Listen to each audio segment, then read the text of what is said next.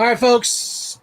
Welcome to SF Comic Co. Issue number 100, the greatest episode of all time. We're back live in studio, just like we did it back in the olden days. Rick's in his little corner over there back in the olden days. So everything's right with Earl. It's going to be a fun one. We have a lot of shit to talk about. DC Fandome, some trailers, some SF Comic Co. memories, and what have you. It's going to be a lot of fun. Can't wait.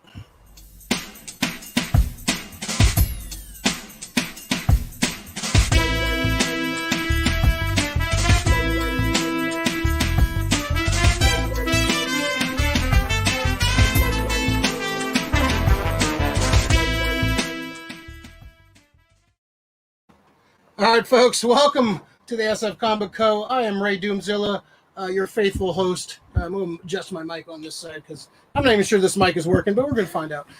So we're live here in studio like we used to do it back in the day. Good times, good times. I'm very excited about this. This is all fucked up. All right, I fucked this whole thing up. Hold on. All right. Just like old times. Just like old times. There you go. I am Ray Doomzilla. Welcome to the SF Comic Co. Our 2-year anniversary was a couple days ago. We didn't make a big deal of it because we're going to do this issue number 100. So this is the real celebration. So if you're new to the channel, welcome. This is our 100th episode. Very exciting. We've been doing this for 2 years. If you can look back at some of our older episodes, this is definitely I wouldn't say improvement, but it's definitely different for sure than the beginning. We usually do this on Zoom, StreamYard video chat. Since the pandemic. We used to do it live. The first, I think, 21 episodes were live, I think. Yeah. Yeah, first 21. Me and Mr. Effort over there. Effort in his little corner hits the Rick cam. He's there, his little Baba Booey cam. I want to be Fred. Hey, man, call back to the first episode. Yeah, we were watching the first episode earlier. Man, we've aged horribly. All right, so... I was thinking Robin Quivers. Next to me... You're Robin Quivers. Robin. He's Robin Quivers. Robin the Boy Wonder Quivers. No. So Hondo, a returning champion. He's our Kyle Ripken, right? He has the most appearances. Yeah, he has most appearances. Besides me and Rick, he was actually in our first in the first video, the review of Jay and Silent Bob reboot. That was our first Gorilla Cam in the car. Video. So that was fun. That was first little. That was actually a fun video. We should do more of those. So Hondo, how you doing? Welcome back to the 100th episode of SF Comic Co. How you doing? Yay! I'm glad to be here. I was there at the first one in my Honda. Hondo's Honda mobile. I got a newer-ish Honda. So much has changed. Yeah. I haven't seen your newer-ish car yet. Yeah, it's cool. It's a little upgrade. 5 years newer. Still old, but whatever. Glad to be here. I'm representing DC because DC is because you're a DC guy. I'm a DC guy. Unlike some people, they're only Marvel. They're only Marvel. They're comic book and racist. Fist policed. Yeah, it's the only ones they are. Wow. Comic book. What do you call a comic book racist? A comic book. A bow. A DC phobia. Southerner Supreme. You're a DCist. Yeah, a DCist. Deceased. Cease and desist. No, so glad to be here. Right on. Welcome back, Hondo. Thank you. And Meshellica, one of our favorite folks. How you doing, Meshellica? I'm doing the voice of reason, the real comic book reader in that house. How you doing? I'm doing great. So happy to be here. I'm glad you made it to the 100th episode and 100th issue. I'm glad we're doing this live, and it's a great setup. Yeah, well, if you see you behind the cameras, it's not that great. It's just my, it's good. It's just my room. It's working. It works. It's just my room with better lighting. Meshellica, welcome back. One of our favorite guests, always has a great opinion. It's deep dives in a lot of stuff. Always great to have her on. So the opposite of that, Beau, how you doing? The antithesis. I'm glad to be back. Awesome that you're on your 100th episode, man. Congratulations on that, no doubt. Rick, Ray, good job, guys. Thank you. And yeah, man, been a fan since we started. And Well, you're obligated. Yeah. yeah. Like, you better want. Yeah, Bo's like one part of our 10 viewers. So tonight we've lost half our viewership because everyone's here. Everyone's here. This might be the lowest rated episode. So as soon as you guys get home, put on the episode. Just to put it in the background. We just need the views. I'll have to like it later. Yeah. Keep liking. Like. Like, and I'll comment. Like, share, and subscribe. There you people. go. Over in the Rick cam. There he goes, Rick. Got to spew some great. opinions, and he's gonna be taking notes and writing verbiage and like going through it and spewing some knowledge for us. Rick, couldn't do this all without you. Could have only probably did a 50 episode without you, but the rest was really hard. They were pretty quiet. Mr. No controversy. Maximum Effort, how you doing today? I'm ready. Happy anniversary. Happy anniversary. What is the 2-year anniversary? We were supposed to get each other some silverware or something? No, you got me Trulies, so I got you a mixed plate. That works. All right. There you go. Simpatico. Status plate. quo. All right, so we're going to talk about some of our memories later in the episode, but we're going to talk some comics, some movies, some TV shows. We're going to talk a bunch, but what I like to start off with, I have not too much figure stuff this week. So we got some new graphics today. Oh, where's the? Oh, there he goes. So we're gonna. Oh, well, that's for later. So figuring out with Ray Doomzilla. This is our new. It might be an offshoot show, but just so when I show off some figures, just figuring it out with Cool. Ray I Doomzilla. like it. I like like it. it. Very, very clever, I know. Just the one this week. So when I was a kid, I always wanted this. This always looked cool. This looked like one of those hidden gems that I always wanted, but never could get. They're reissuing it. A lot of toys are getting reissued at this point.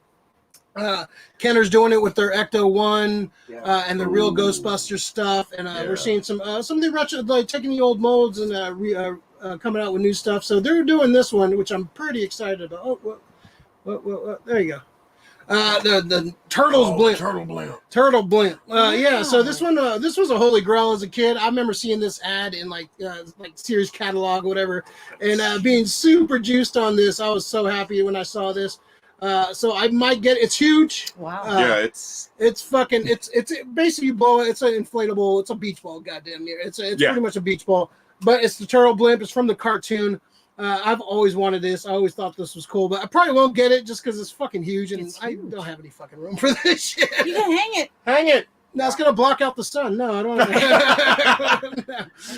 It's fucking pretty cool. I would just want to play with it. Like I'm gonna buy it and give it to somebody. I just want to play with it for like an hour. Play with my Ninja Turtles. Yeah, this looks cool. Awesome. Bo, did you have this one when you were a kid? no, I did not. I did have the turtle van though. Oh, That was a kind of hard one to get. I still have my Technodrome. Oh, I nice. still have my Technodrome at the house. Yes. But the blimp, like you, Ray, that was one that was like a Call me holy a grail. blimp? No, the blimp like for me was the Wow. holy grail. Wow, Bo! Wow! Like, come on, man. Wow. Damn, Bo. I heard. This is worse. This is worse than Hattie and Combs. Y'all are spinning it hard. Oh, damn, Bo. Damn. Bo-cyst, man. That's pretty fucked up. No, but it was a holy grail. It was hard to find. It was hard to find. I believe these broke super easily, too, because they're fucking beach balls. And people would, like, pound them around and fucking throw them around the room and shit. So Who's this one by? this is Playmates. Michelle, do you ever remember this as a kid? No, I don't remember it. I wish I'd like to have one now. That'd be fun. It's pretty cool, man. That'd be fun. This is going up on the Walmart, their website. Okay. And I'm so cautious about ordering shit from Walmart or Target now. Me and Hondo got our fucking year 2 Batman's. Oh, man. That's upsetting to hear, man. I'm You so wanna- pissed, dude. You want to hear about cancel, man? Cancel culture, man. They Yeah. canceled it. Cancel culture for real. Apparently they canceled a lot of people. A lot of people were complaining about their stuff getting canceled. And they kept on asking, "Do you want to like keep your pre-order Yes. like every couple weeks?" Which was kind of annoying. I've never had that where Like, yeah. because they were like trying to see if people wanted to cancel because they didn't make enough for the initial pre-orders. Geez. So I just go to the episode of Seinfeld where he's like, "Hey, we have a reservation. Like the whole point of the reservation is to keep the fucking cost." Right. Right. Exactly. Yeah. So that sucks. So I'm always cautious about ordering stuff. Like I'm always still hunting in the wild because I don't trust those fucking stores to keep an actual pre-order. We got some chats here. First to say happy 102 year nerds. Kudos from Krista, the hidden gem. Right on, Krista. Lori, happy anniversary, everyone. So happy to be part of the history. Lori is one of our frequent collaborators, contributors. Krista Carlson, Turtle Blimp, neat. YouTube user, no diss. No, we're not talking about Leo. It's fucked up. Oh. All right, so that's the end of it. Figures. Not a lot of figure news this week. There's some McFarlane releases I don't really care about. I'm kind of over the McFarlane figures. They don't look very good. They don't look good. No. I'm kind of disappointed in a lot of the line right there. So I'm not really. He's hiring like worse sculptors now. For I some understand. reason. Yeah, get the Four Horsemen back, man. Those guys knew how to fucking knew how to do that. Rick, you remember that blimp? You remember the blimp back in the day, right? I remember the blimp. Yeah. It was one of those things that you kind of like saw in Toys R Us as you were like walking by. It's just it was just out of the price range. Oh yeah, I mean that's one of those. I mean the Turtle Blimp to me is like, it is one of those holy grails. It's not so much like the USS Flag. Ooh. But it's like kind of like Bo said. It's like the Technodrome. It's just that big giant plate. To me it's like a Castle Grayskull. That's all I like to think about it. It's one of those pieces from your favorite cartoons that you just gotta have it. You know, I don't think they came out with like a. There was a sewer plate. There was a sewer plate Was there a set. sewer Yes, plate set? I have most of the parts. I have most of the parts of that too. Yeah, but Bo, do you have all the parts? Yeah. It just seems like that's like it was perfectly made. He just has the private one. I've got those. I'm just kidding. Big Leo 415. Go Dubs. Yeah. Oh yeah. Scores currently 4-2. 4-2. All right. Keep Thanks. us updated, Rick. Thanks, Rick. Who are they playing? The Lakers. Go Dubs. We don't need your heat, man. Come on. Yeah, I mean, I would do a. That's Miami, not play-by-play. Georgia. He is not a Heats fan. All right, let's talk some comic book news. Funny on a comic book site. Yeah, we'll talk some comic news. So we got Ron Marz and Ron Lim coming back for Silver Surfer. This is one of the 90s creative team. Marz did a great run on Green Lantern during the 90s.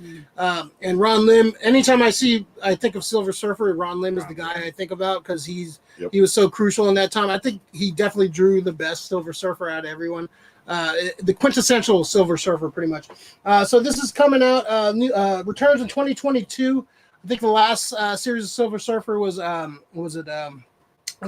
Diane Slott and what's the one that did Ecstatics and Allred. Michael Allred. Oh, Michael Allred. Yeah, they did a run, which was I read most of those, and it was actually not bad. Yeah. So they're coming back for a new limited series. This is from what is this from? Games Radar. Returns in 2022 for a new limited series that will give the Marvel cosmic character a rebirth. That's a loaded term in the superhero comics lore, and the publisher has recruited arguably the character's most memorable creative team to make it happen. Writer Ron Marz and Ron Lim. This is a 5-issue series. I'm actually pretty juiced for this because I like that. That run is awesome. Alex, what do you think of this, man? Oh man, I'm excited. I'm down. I'm gonna be getting those first couple of issues at least. I love Ron Lim's art, man. He early 90s, man. He was like the definitive Silver Surfer artist. I love the Silver Surfer. He's one of my favorite characters. And man, I can't wait. I'm glad they're doing that. It's been 30 years? Damn. Early 90s. Almost like 30 years. Yeah, and Ron Lim is a local guy, right? He lives in the Bay Area. Yeah, he does. And he's just a cool guy, and he produces a lot of work too. He's very quick in his renderings. Yeah, his style is not like super super detailed, but it's very clean. Yeah, and like guys like that can definitely like shoot out some good shit. So yeah, it flows well. Meshellica, you picking this one up?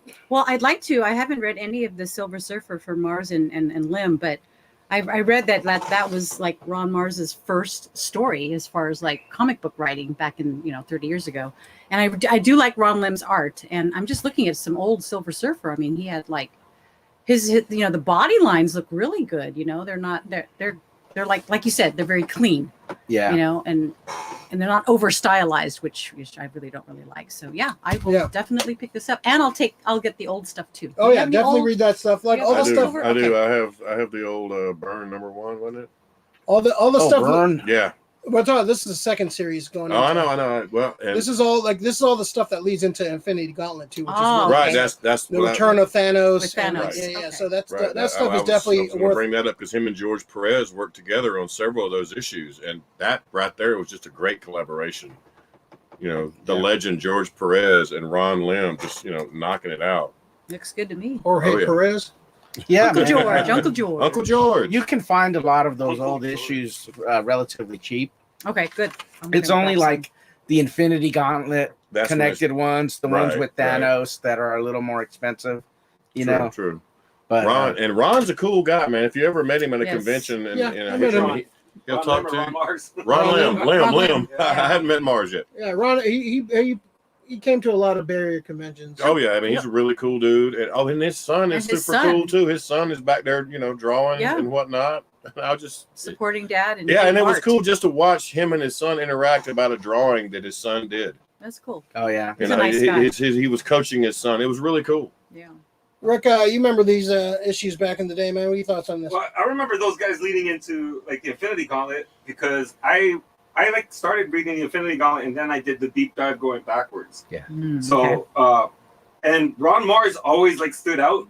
Like I remember when Image first started popping off, Ron Marz was responsible for a lot of my favorite books. As far as the writing went, he's just a good writer. I always art's cool and all, but the stories to me is just if the art can be shit sometimes, and you can have a great fucking story and it's still a great book. Because I've seen great artists but shitty fucking stories. So I'm looking forward to this team. I mean, I like when two guys who work together and they work really well just seem to just come back together again. It's what is it? So it's the Muppets Take Manhattan and then finding Kermit all over again right now.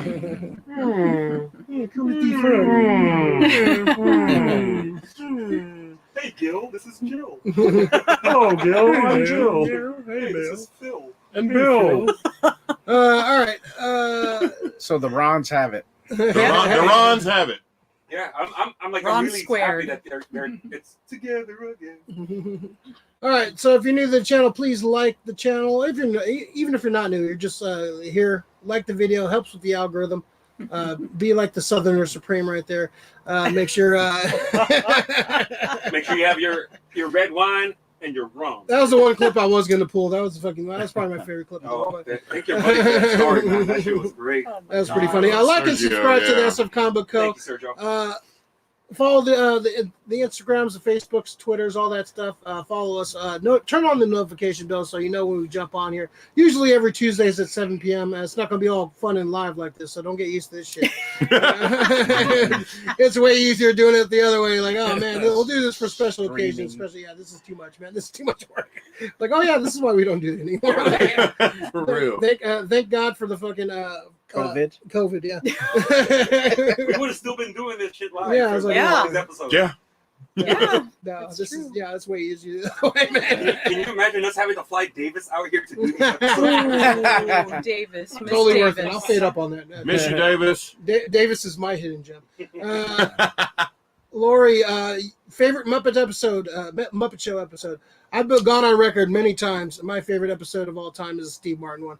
That one's that's a good one. 3 of them. The Steve Martin one is definitely my favorite. Alice Cooper was a good one. Mark Hamill. Mark Hamill was a good one. John Denver. Oh, John Denver. John Denver was a good one, man. Man, that John Denver was full of shit, man. Huh? Oh yeah. Dumb and Dumber, man. Come on. Oh yeah. I'm sorry, everybody. I didn't mean to break your heart, John Denver. John Denver. You know, you're such a John Denver fanboy. I would have never said that. Country Roads, man. I was going to say Country Roads. What about you, Meshellica? What was your favorite Muppet Show? I like the Mark Hamill one. That was my favorite. Good. Yeah. Linda Carter turned me into a man. She appeared on the Muppet Show. Oh yeah. Oh yes, she did. She was bae. Yeah, those are some great episodes, man. The Senior Wences one is probably one of my favorites too, man. With the guy with the old school Spanish guy with the puppets, he did that. It's all right. Oh yeah, that's right. That was probably one of the most memorable ones. Yeah. It's all right. All right. I'm still quoting that one for sure. What about you, Beau? Oh man, like I said, I called out the Alice Cooper one earlier, but that was pretty good. Madeline Kahn, dude. Madeline Kahn was a good episode because Gonzo fell in love with her. Who did it, man? Shit. Yeah, I know. She was gorgeous.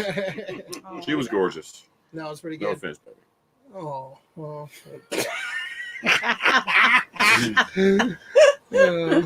Hondo, you want to top that?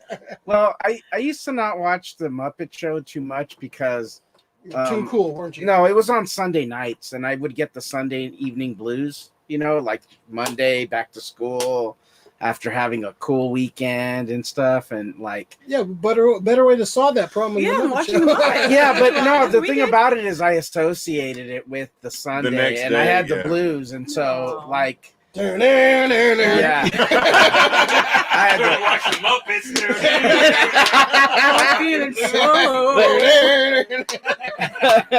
dude. With that being said, though, wasn't Jack Lemmon on an episode? Everyone, dude. Everyone. Everybody that was anybody back in the day. I remember that. I think he was. So that's a thing now. The Sunday Muppet Show blues, man. Hey, that was one of the movies. We're gonna make a 90s. song like that. There's a Weird Al song if I ever heard one. Oh man. Muppet Sunday Blues. Next time I sing Manish Boy at karaoke, I'm making up my own lyrics for the Muppets. D Little, he's there in spirit. All right, Davis, miss you, buddy. Real comic book fan. Grab Tom Holland Spider-Man and put him in my place. Wow. We'll grab Daniel Bryan and put you in your place. Brian Danielson. Come on, man. AEW. I'm sorry. AEW. Still getting used to it. Can't see him both. What the fuck? All right, let's go to some more comic book news. I know Meshellica is going to be happy about this. I'm super happy about this.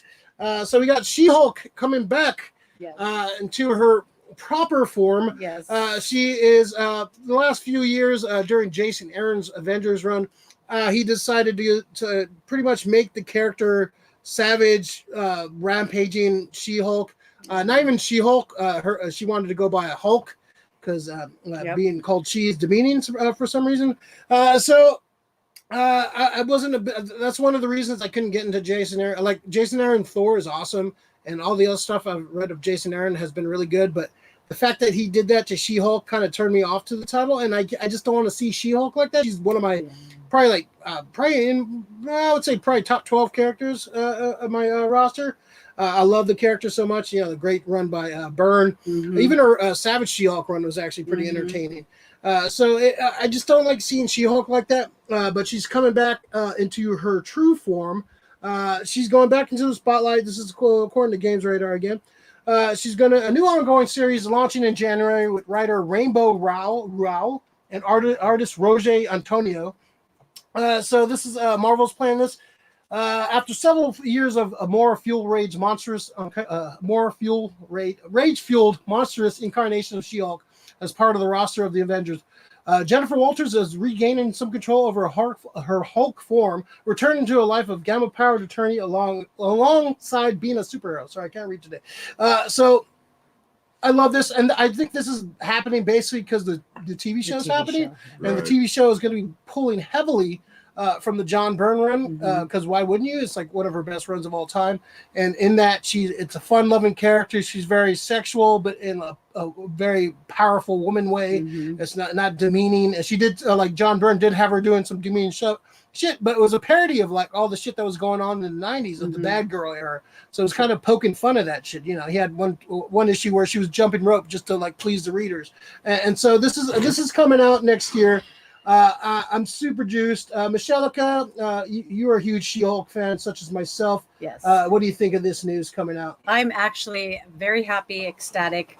The last She-Hulk that I've been reading was when like the Russian team was like changing her into Red Hulk. I don't know if you guys read that. But yeah, she was just too savage and just too. In fact, the art was very manly with that particular cartoon for Red Hulk, so I stopped reading it. And when you sent me this link about revamp of She-Hulk, being brains and brawn, I'm so looking forward to it. And I know that Jen Bartel and I think Adam Hughes are going to do some variant covers, so I'm definitely going to pick that up. Yeah, the art looks really good for this. I think this is Bartel, right? That's I think. Jen Bartel. Yeah, and this looks awesome. I'm definitely going to try to pick up this. Frank, put my order in for this one. Frank, yeah. There you go. Frank. Yeah. I'm definitely going to get the Adam Hughes cover. Leaf, if you're watching. Yeah. Yeah, this is how we connect with our. They're watching. We haven't hit the 2-hour mark yet. We're still on board. I'm sorry, Frank. We keep you up at night, man. But this is a definite buy from you, Meshellica? Definitely. Yeah, I this can't looks good. wait. This looks fun. Yeah, and this is exactly. I think the TV show is supposed to happen next year, late next year, sometime. Mm-hmm. So this is like perfect timing. Get the world associated back with the real She-Hulk. This is the reason people fell in love with She-Hulk. So I'm glad they're going back to this. Alex, what do you think of this? Oh man, I'm excited about Shoki. Those Jen Bartel covers. Jen Bartel won like best cover artist Eisner a couple years ago. And she's awesome, and I like that she's going to be doing some of the covers. I'm definitely going to get that one. Adam Hughes also is one of the best cover artists ever. He's known for drawing women, sexy-ish. He draws a really cool Wonder Woman, and now he's doing Black Widow, but now he's going to be doing She-Hulk, which is, I'm all for it, man. I'm looking forward to it. And the TV show, too, I'm totally looking forward to the TV show, by the way.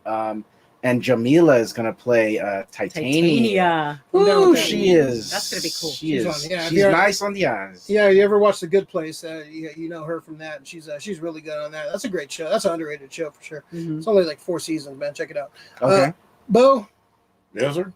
You have opinions on it? It's the Marvel comic, yeah. Of course. No, I mean, you were talking about the John Byrne run, and if you remember, but right before that, when the first Savage She-Hulk, that was Big John Buscema, the same man, of course, that did Conan for so many years, and of course that caught my eye. Who co-created She-Hulk? Really? Why do you got to put me on the spot, Ray? Well, you're a Marvel guy, and you're a historian of comic books, right? You've read a comic. Partially. Who co-created? One Stanley Lieber. Yeah. Why couldn't say you John Buscema? You just said it. Yeah. And Stanley Lieber. Stan Lee. Yeah. She's got him. Just all couldn't even lead into it easy. I'm just saying, man. Okay. Big John. You're a Marvel guy. Yes, Big John Buscema worked on. I mean, that first cover where it shows her like going to like 6-7 feet tall, like huge. That's a great cover. I mean, that cover is just, it just stands out, and I remember it. Like I said, it's right there. That Sal Buscema right there. There it is. Yep. Yes, that is it. Oh, that is a gorgeous cover. That is a gorgeous cover. I like what they're doing this from over here. I can just pull all the fucking reference material. Right? There you go. Yeah. But yeah, I'm definitely going to be down. I'm definitely going to be down for this new series. I'm going to check it out. Are you actually going to read it, or are you just going to? Well, you know what's going to happen. I'm going to go pick it up. Just go borrow it. And then I'm going to be like, I read this. Here you go. She's a real comic. I want the Adam Hughes cover though. Well, they know Michelle. I want this. I want this cover. Bo walks in. Who are you? Sir, can you wait outside? Hey, Michelle walks into Flying Colors, and they're like, "Hey, what's up?" Bo walks in and is like, "Sir, we don't have any change for you. Please leave." Oh, poor Bo. I went through 100 issues to get here. That is so dope. That's Spawn number 100 right here. But yeah, I definitely want that. Yeah, there you go. Yeah, you and like 5 other people. So Rick, what do you think of this, man? It's cool, dude. Especially after you guys showed me what She-Hulk has been reverted to, like post this, like just pretty much like a female kind of a Hulk, just a monster. Yeah. Roided out. Roid, yeah. Roid Hulk. You know, like, not to be a dick, but she kind of just reminded me of that old 90s wrestler Nicole Bass. Like, she was like a caricature. She was a Stern character at first, and then she became a wrestler. And she became a wrestler, and it just looked like a caricature of her. I'm glad that, there, people could call me a misogynist, but I'm just glad that there's some kind of femininity to like She-Hulk again. Yeah. Yeah. There's nothing wrong with being drawing a lady like a lady, just muscle bound. I mean, she's pretty much like what's the wrestler right now that we said is the perfect AEW form? Jade Cargill. Yes. Jade Cargill, she's just feminine, but she's still a buff ass lady that can kick some ass. Nothing wrong with that. To me, I do find something wrong with just over-roid with anything, but at the same time, I'd be upset with that with the guys. So, I'm just glad they're going away from this monster bullshit. I know that Hulk is a monster and everything, but I think the good thing about Hulk is like he's a monster, but he has a heart. It's yeah. Well, I was gonna say, remember too that the She-Hulk, the only way her transformation came from a blood transfusion. Exactly. She didn't get the full, grunt. Gamma, right. Yeah, she didn't get the gamma force. Yeah. Right. That's So right. that's why she was able to, keep her faculties. Well, yeah, that was cool. That just separate, like, it could easily just make her, she's just a female Hulk, or she's just rampaging. No, she's a different. Right. She embraced that her being a superhero. She embraced herself as a person And a lawyer. She felt like and a lawyer. She felt insecure the way she was, but now she's this powerful, fucking badass, buxom lady.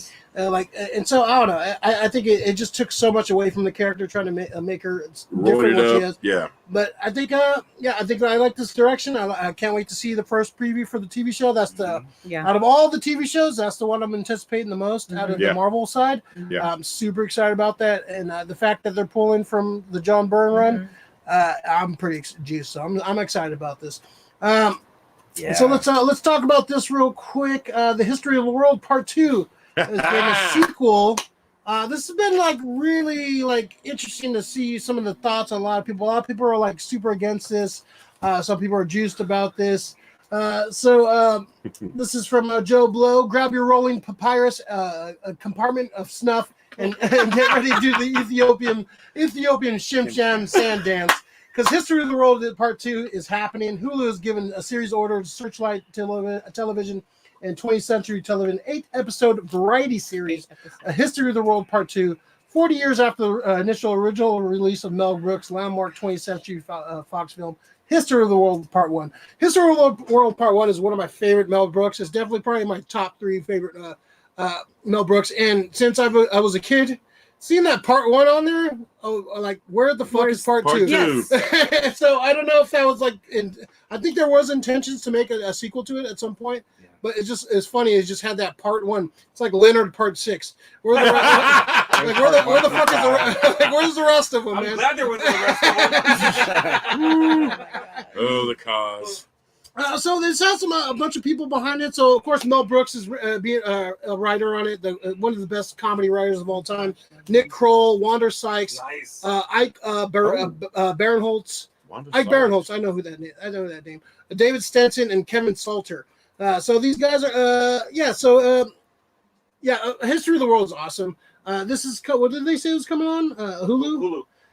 Hulu. I don't know what the direct, is this just going to be kind of what the original movie was? It was kind of a variety kind of thing. So I could see that people were freaking out about that. I was like, that's kind of what the original movie was. It was just a bunch of skits. Bunch of skits in different time frames. Yeah. Revisionist history of stuff. and so do yourself a favor if you haven't seen History of the World Part 1. Fucking hilarious. Gregory Hines is fucking so good. Oh my god, yeah, he is. He is fucking hilarious. Gregory Hines, his comedic timing was so fucking great. He did some good comedic movies. He did a lot of serious roles. He tried to be an action star in the 80s, which I don't think really worked that great. But Hondo, what do you think Hondo, what do you think of this, man? Are you excited about this? Yeah, I'm excited about it. Yeah, it's going to be great. It's going to be interesting to see how Mel Brooks and the writing team, going to do because some of that stuff wouldn't fly in today's, society. And it's good to be the king. Yeah. There's definitely a lot of 70s risque stuff that wouldn't fly today. So, but I think that they're smart enough to realize that, and they're smart enough and talented enough and funny enough to make it, still funny, with a modern day twist. They could even make a play on their old school stuff, you know, like the opportunities are almost endless, you know, and yeah, Mel Brooks is awesome, man. I like the one about the homeless guy, the rich homeless guy. What movie was that one? Life Stinks. Life Stinks. Yeah. Yeah, that one's a great one. Madeline Kahn's great in that one too, man. Yeah, I love that's a Madeline good Kahn. one. Oh, my But yeah, I'm goodness. looking forward to it, man. Hulu's killing it, man. Hulu has some great shows. Meshellica, what was your favorite era in History of the World Part 1 that they covered? Here I have the 15 Ten Commandments. And that was the funniest because, you know, I grew up Catholic, went to Catholic school, and I just died laughing. Yeah. But I'm hoping that, you know, like Mel Brooks, you know, 90 plus years old, you know, I hope he can do whatever he can to get away. But he needs to tell, well, him and his writing team needs to tell the truth and still be funny. You know, and I'm just a little worried about too many people with the cancel culture thing that's going on nowadays. That I just want people to, yeah, just to That's like the issue. Yeah, like, to see the truth and the humor in it, and not get too pent up with, you know, being so like, you know, canceling and things like that. But just I'm really excited. And I'd like to see, like Hondo said, you know, how they're going to put the modern twist on it with everything going on nowadays. Yeah. I can't wait for like the History of the World pandemic, you know, feature. Yeah. I can't wait. Yeah. That part. Oh wow, yeah. That needs to be in like part 25. They got a lot of history to cover. True. Well, they could do, if they're going to do a pandemic, what they could do is just use the Spanish flu. And just, and then The Inquisition. Oh, sorry. This motherfucker doesn't want to wear his mask. his neckerchief. Bo, what was your favorite scene in History of the World Part 1? Oh God, I mean, I love the Inquisition, but I love the chariot chase toward the end. You know, I mean, they're huge joint, the papyrus. that's my thing, man. I love that. I mean, you know, you can't go wrong with almost any Mel Brooks. I mean, is there a bad Mel Brooks film? Anybody? With the fucking Dracula one, that was pretty bad. Yeah, that was. Dracula Dead and Loving It? No. Oh my God, that was hilarious. No, it's funny, but Weber was awesome. That's not what. No, it's not Mel Leslie Brooks Nielsen. funny, man. No, I think That's him trying to. Leslie Nielsen tried to take it over. Well, He tried to make a okay. '90s movie. Like Mel Brooks should just made a Mel Brooks movie. And that movie would have been fine. Yeah. Like, no, I think he he was parodying Bram Bram Stoker. Stoker. Bram Yeah. Stoker, It was okay, but I don't think it worked for me. Yeah, no, I think that's why didn't he make a lot of movies after that? Because he knew it just his comedy kind of passed him in the '90s. He couldn't do the comedy he once did. Yeah, well, yeah. Like you can't make Blazing Saddles. The and politically fucking, correct thing, yeah. It's like in '90s were like people forget '90s were like the start of the real politically correct fucking era. Right, of things. Yeah. right. But I mean, you got Robin Hood Men in Tights, which, you know. Which was okay. That was great. Dave Chappelle. It's okay. Young Dave Yeah, Chappelle. Yeah. That was his It's not first his movie best. role. If I remember correctly. I disagree. think it was his first movie. Robin Hood Men in Tights is fucking hilarious. Yeah, I mean, and you go back further. I mean, Well, Rick's never been Young wrong. Frankenstein, dude. Come on.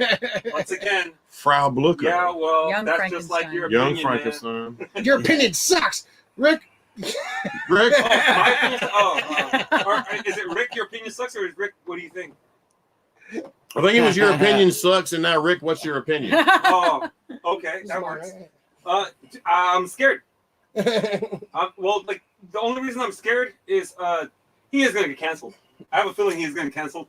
The fact that he has Wanda Sykes and Nick Kroll, Yeah. they don't give a fuck. No, They she don't. don't. She don't give a fuck. He don't give a fuck. So, And I'm sure she's happy just to be writing for Mel Brooks. You know what I'm saying? But you know what? Mel's been around forever. He's 90 plus years old. He doesn't give a fuck. he doesn't give a fuck either. So, So but let it a lot rip. of people, I just think a lot of people are going to be pissed. And once again, I'll tell you, participation award winning motherfuckers, get a fucking life and stop being a cupcake. Yes, Just yeah. laugh. It's gonna be the Just young laugh. ones that get pissed off about it. Yeah. It's gonna be the young folks that get No pissed more. off about it because they can't take, you know, any Goddamn kind of young folk. What's anything. wrong with It's y'all? gonna be young folks and the Karens, man. Yeah, it's just Karens. Mel Brooks has been away for a while. I've been waiting for Mel Brooks to come back. I Yeah. didn't think he would come back with this.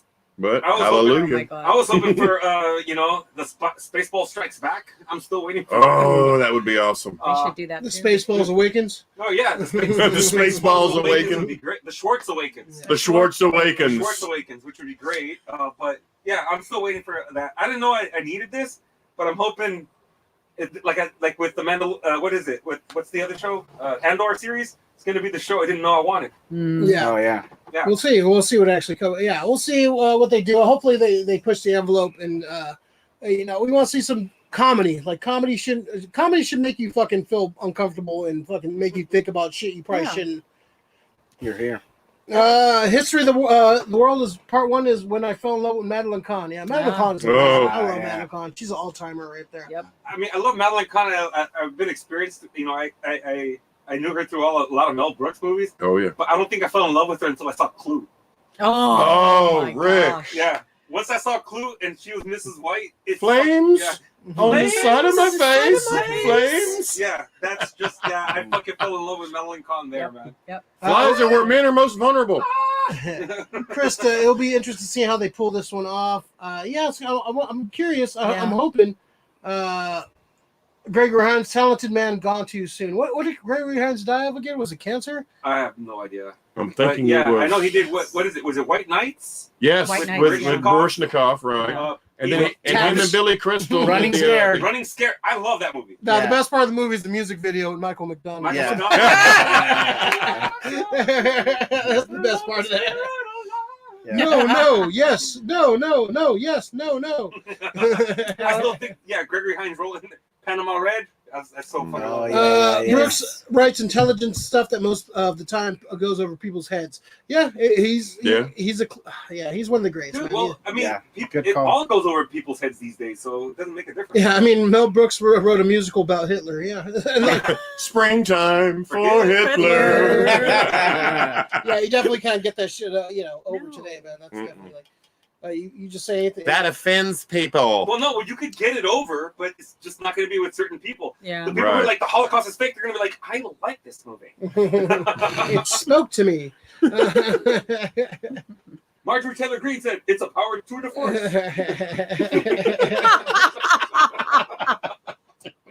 Sorry. I didn't want to get political. Sorry. Let's get political. I want to get political. All right, so please like, subscribe, and follow. And share. Krista, Hidden Gem. There you go. You got it. I was continuing what you said. All right, Krista, how dare you interrupt the show? How's the Warriors doing, right? Yeah, what's the Warriors score, Rick? Right now. Commercial. They're down. I think they're down 4 points. Yeah, okay, that's good. Yeah, they'll keep it close. It's gonna be a close game. All right, so subscribe to the channel. Are we hitting that truly moment already? Subscribe in the back. I should have put me on a pinch count instead of fucking Beau. There you go. See, Beau's coherent.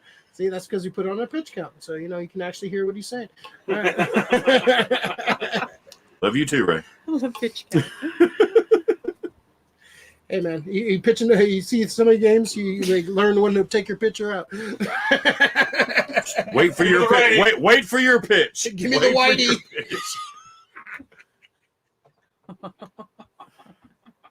And these are the people I call my friends. Hit that like and subscribe.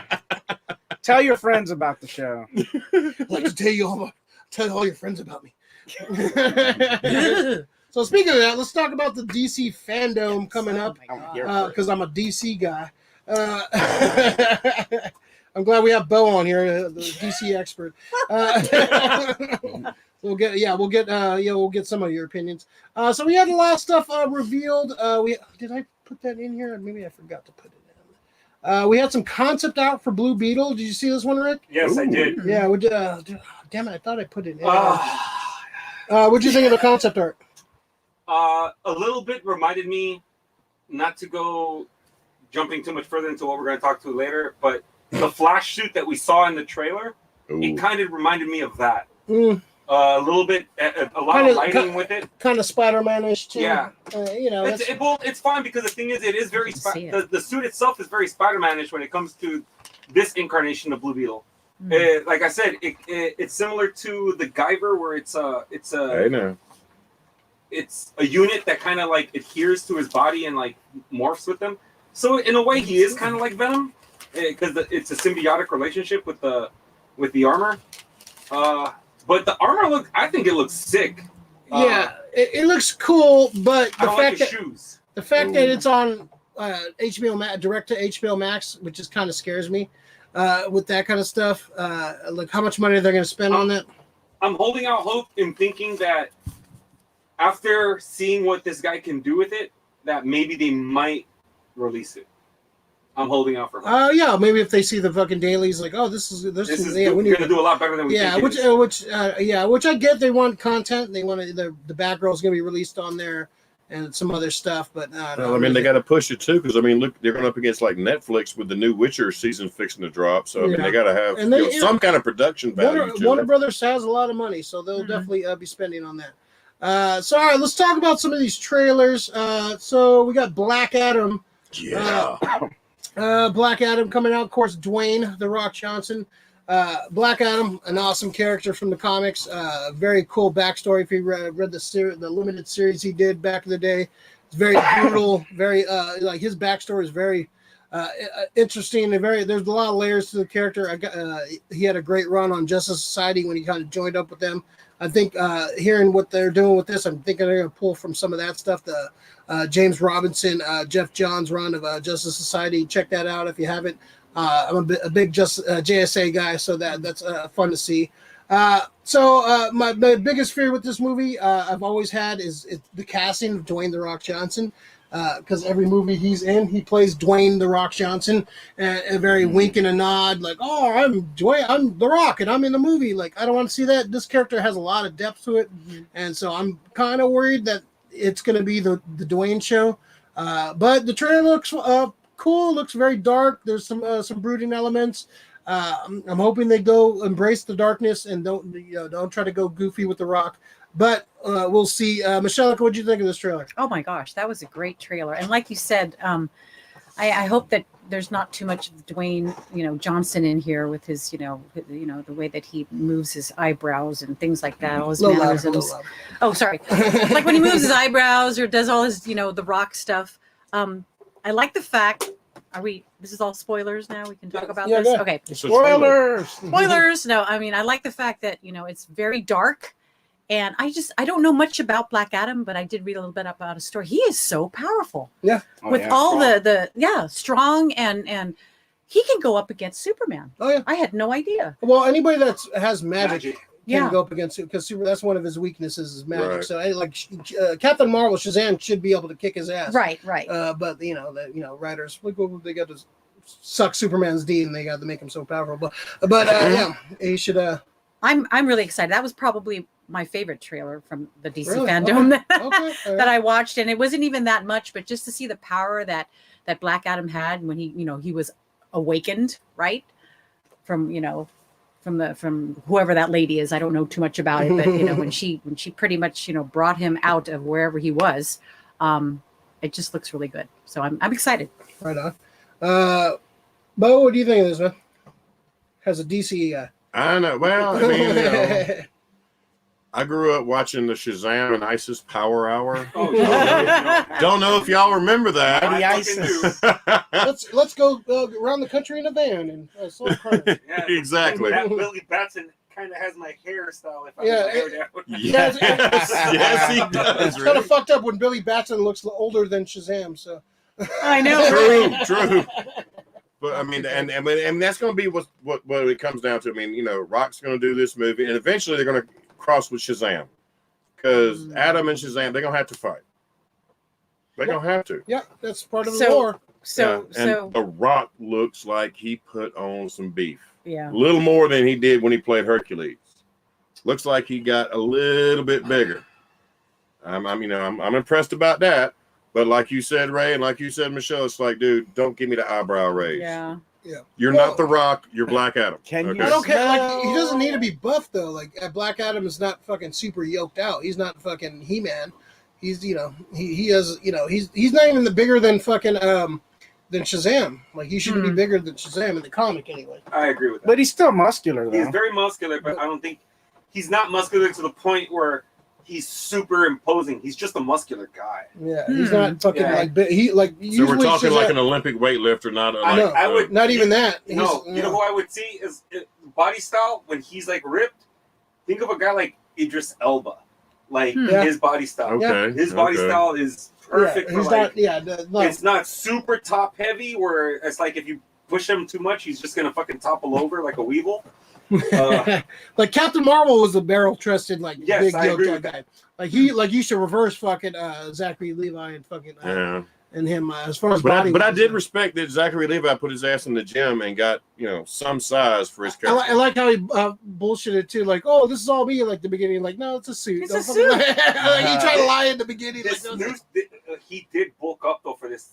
For the sequel. Yeah, but you see that behind the scenes. That's still big ass fucking. Still like there's padding to that suit. It's padding, but I mean, it's Paddington Bear, man. Paddington Bear. Paddington Zach. Yeah. Alex, what's your favorite Black Adam story from the comic? I don't have a Black Adam favorite story. But you're a DC guy, man. I have. What's that story? Damn, I haven't read it in such a long time. I don't remember the details of it. It's never mind. I'm not. I don't know too much about Black Adam. Put him on the spot. I read comics. I read DC and Marvel, but I haven't read a lot of Black Adam. I know of the character, of course, but and frankly, I don't really know too much about Shazam either. Yeah. So well, what they say though. Once you go Black Adam, you never go back Adam. He's a cool looking character. Yeah, he's always been like, I'm telling you, read that fucking Jeff Johns, James Robinson run where he actually joins the Justice Society, and it kind of makes sense why he joins them. But that's a great run if you want to read up on some cool Black Adam shit. And learn about Kondark. What the hell's in that? Kandak. That great, and that's I'm telling you that limited series he did. If anybody wants to borrow it, it's a fucking great. It's brutal. There's cannibalism. There's fucking brutality. There's fucking.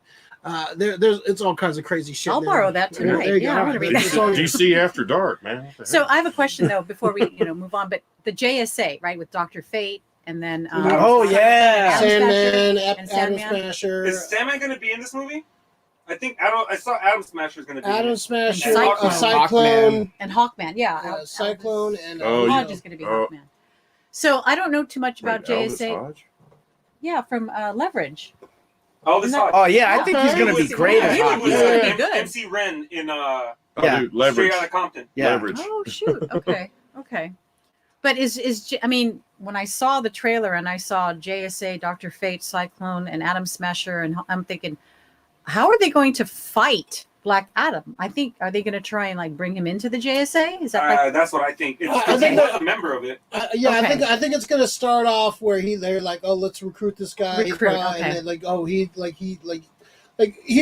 Black Adam's one of those villains, is like one of the great villains, like Magneto or Doctor Doom, where like he thinks he's right. Like, he doesn't think he's the bad guy, and so I think I could see that starting off where they have to, he's part of that, he's like with them, and then he does something where like, oh, what, you're just going around brutally killing people, so we have to fight you, and he's gonna have to fight the JSA, and he's gonna beat their ass. Exactly. But it's gonna be an awesome fight, I think. Okay. Dr. Fate.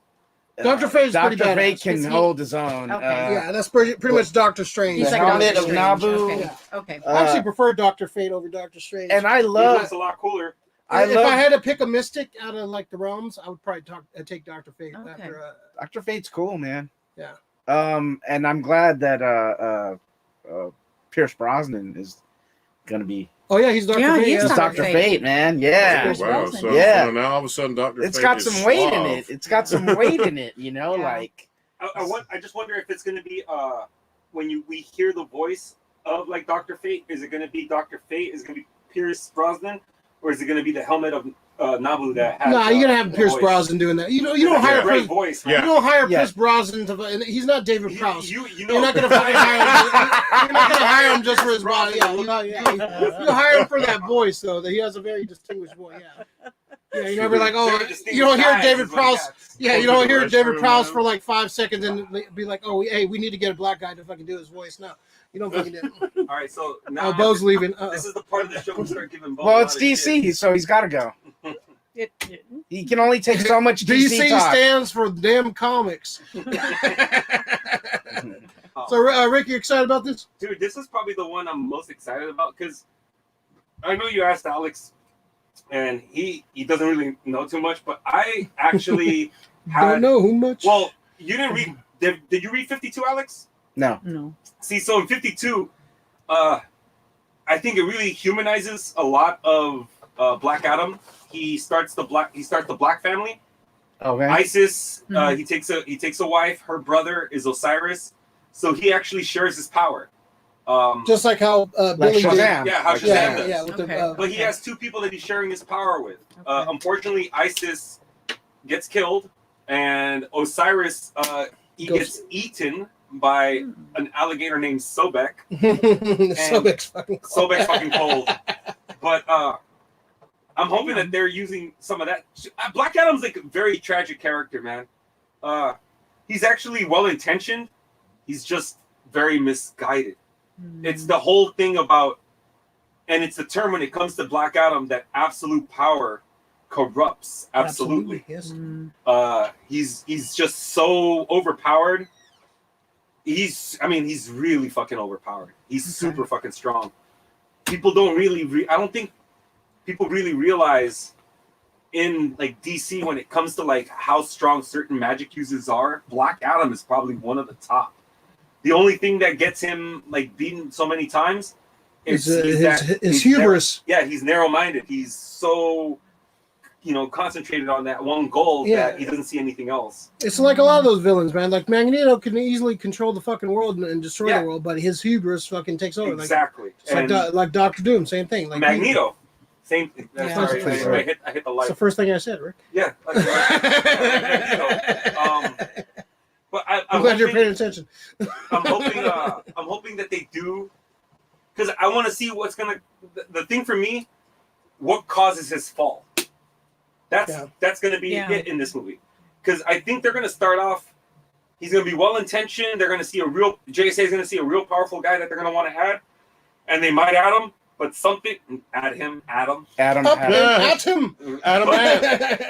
gonna happen that's gonna send Adam over off the deep end, and I just want to know what that is, because I want to see if it's going to be Osiris. They haven't mentioned the casting of Osiris or Isis. Is it the fact that he knows that Billy Batson's out there and that his power is still out there? I could see them hinting at some Osiris and. When is this taking place? Is my key. If they slid Isis in, that would be before or after Shazam.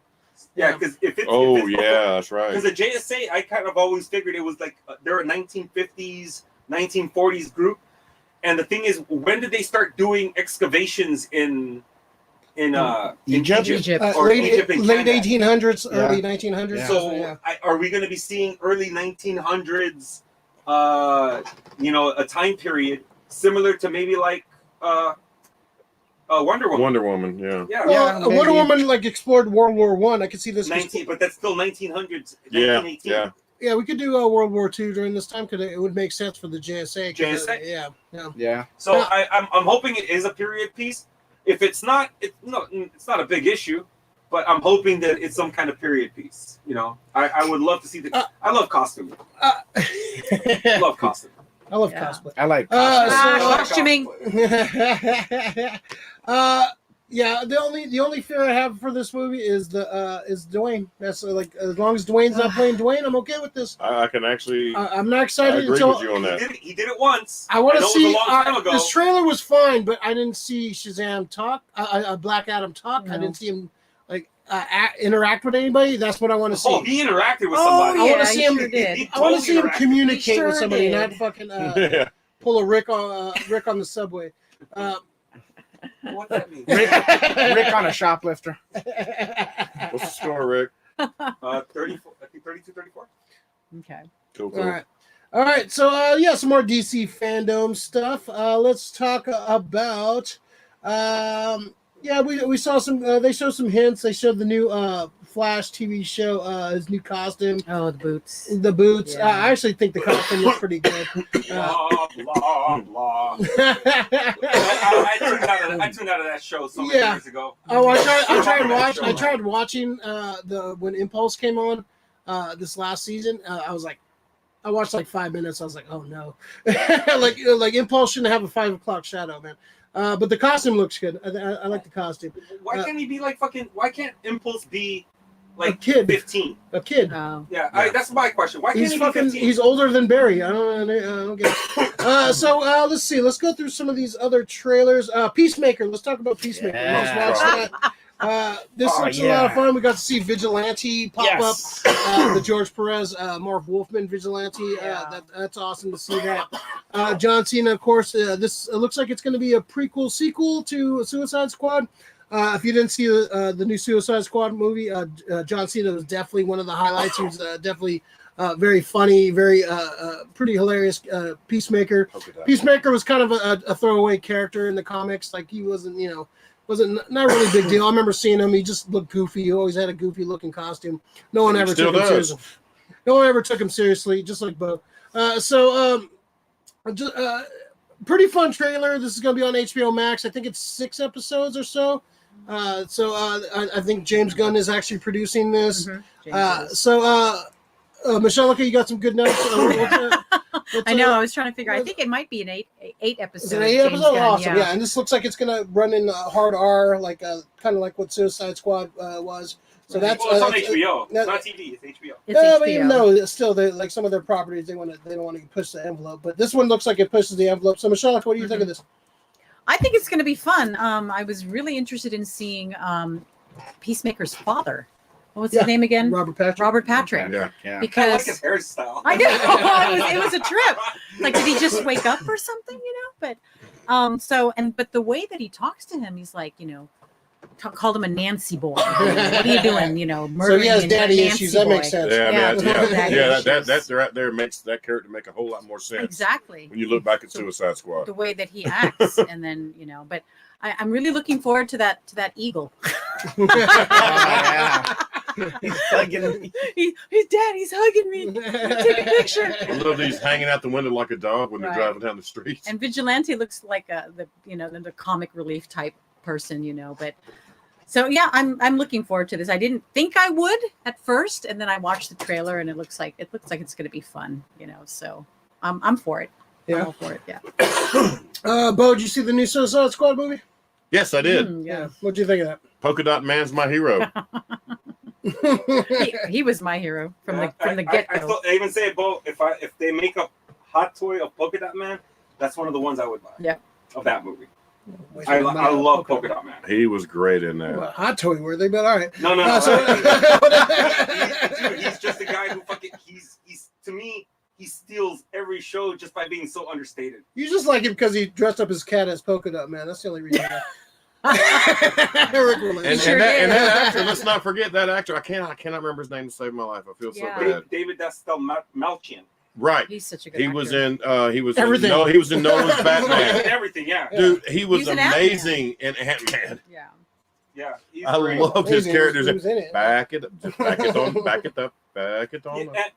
And what sucks about that though is because as much as I think, I know we're talking about Peacemaker, we're just going off about like Polka Dot Man. I just wish that they didn't kill him because that's a character I want to see a lot more. Yeah, me too. Yeah, it means nothing in comics, man. Even comic they'll movies. come back. Well, that's like this with Peacemaker. You can do a prequel. You can do a fucking... It's like this with Peacemaker. I'm more jacked about Vigilante than Peacemaker. Very true. Yeah. Oh, but, man. Yeah. I don't know. Some part of That's just me. I know Vigilante. I just don't want to see comic relief. I want to see badass Vigilante. Well, that'd be good too. Get on both.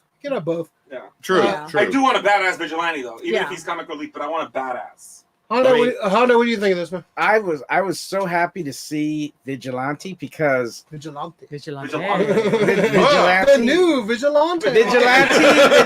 Vigilante, whatever, man. That would power windows. Vigilante. I'll take a cafe Vigilante, please. I have his first appearance. That's why you signed by George Perez. Oh, sure. Uncle George. Yeah, I was gonna bring it. I forgot to bring it. Oh, I was gonna bring it, but cool. one of the future shows, I'll have that as my hidden gem. Cool. And so like anything that'll make my comic books go up in value, I'm all for it. But Vigilante was an interesting character. I mean, that whole Teen Titans run that George Perez did and Marv Wolfman, it is great, and so I'm happy to see that character. And yeah, the show looks good. Looks like it's going to be funny. John Cena is very good at comedic roles, and yeah, man, bring it like HBO Max. That is right? true. I was surprised that he does have very good comedic He talent. does, yeah. Like I got to give it up. I hate to say it, but Rick, your favorite John Cena match of all time? Cool. It's not even his match. Well, favorite match with him was Kevin Steen or CM Punk. Money in the Bank. CM Punk, Money in the Bank. Are you? Hey, he can't wrestle? No, saying he can't wrestle. Yeah. Okay. Yeah, that's definitely one of my favorite matches. Yeah, John Cena. Like, I didn't like John Cena as a wrestler at all. Like zero. I stopped watching wrestling for like 6 years because he was the main guy. Oh. So yeah, like I don't care. Like, but post wrestling John Cena, I'm all for it, man. I think John. Well, I mean, he was on one of my favorite shows of all time, Psych on USA Network. Oh yeah. Was he regular on that? No, he played Juliet's brother. So he was like guest starred. He guest starred in like 2 episodes, and it's so funny. He was good. It's so funny though because the episode he guest starred in, he's in the military, right? And the general on the base is played by Robert Patrick. That's right. Oh wow. That's so right. there's a little connection there. Total All deep connected. cut. All connected. That's it. That's a good one, Nice. babe. Thank you. Wow. When does this come out, Rick? Fuck. Unfortunately, I don't have the January 13th. Thanks, Oh Michelle. wow, that's right. Just around the corner. Right on.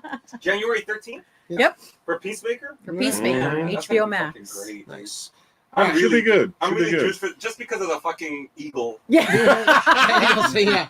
Honestly, just because of the eagle thing. He's I fucking hugging wanna me, see- Dad. He's Get my hugging me. phone. Take a picture. Get my phone. I don't want to move. Oh, that was great. That's that good. was It's a great. good trailer. I was very impressed with that. Yeah, I'm excited about this. And it's on HBO, so that's awesome, man. I'm glad it looks like James Gunn has his hands all over this shit. Because to me, like, it's my mantra right now. In James Gunn, I trust. Do whatever. Like, dude, he can fucking like film a piece of shit, and it'll make money. Like, literally, he is that fucking good of a director. I'm like that, but with Taika Waititi. Yeah. Oh, he's good too. Taika's fucking He directed Thor Ragnarok. Let's see. All right, let's jump into. Let's see. Let's. Good movie, bad story.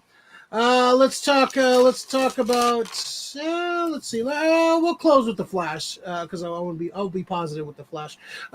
So Batman, the new Batman trailer. Robert Pattinson is playing Batman. This is the first trailer we got was just kind of a couple scenes. The movie wasn't done filming yet, so we're getting a lot more with this trailer.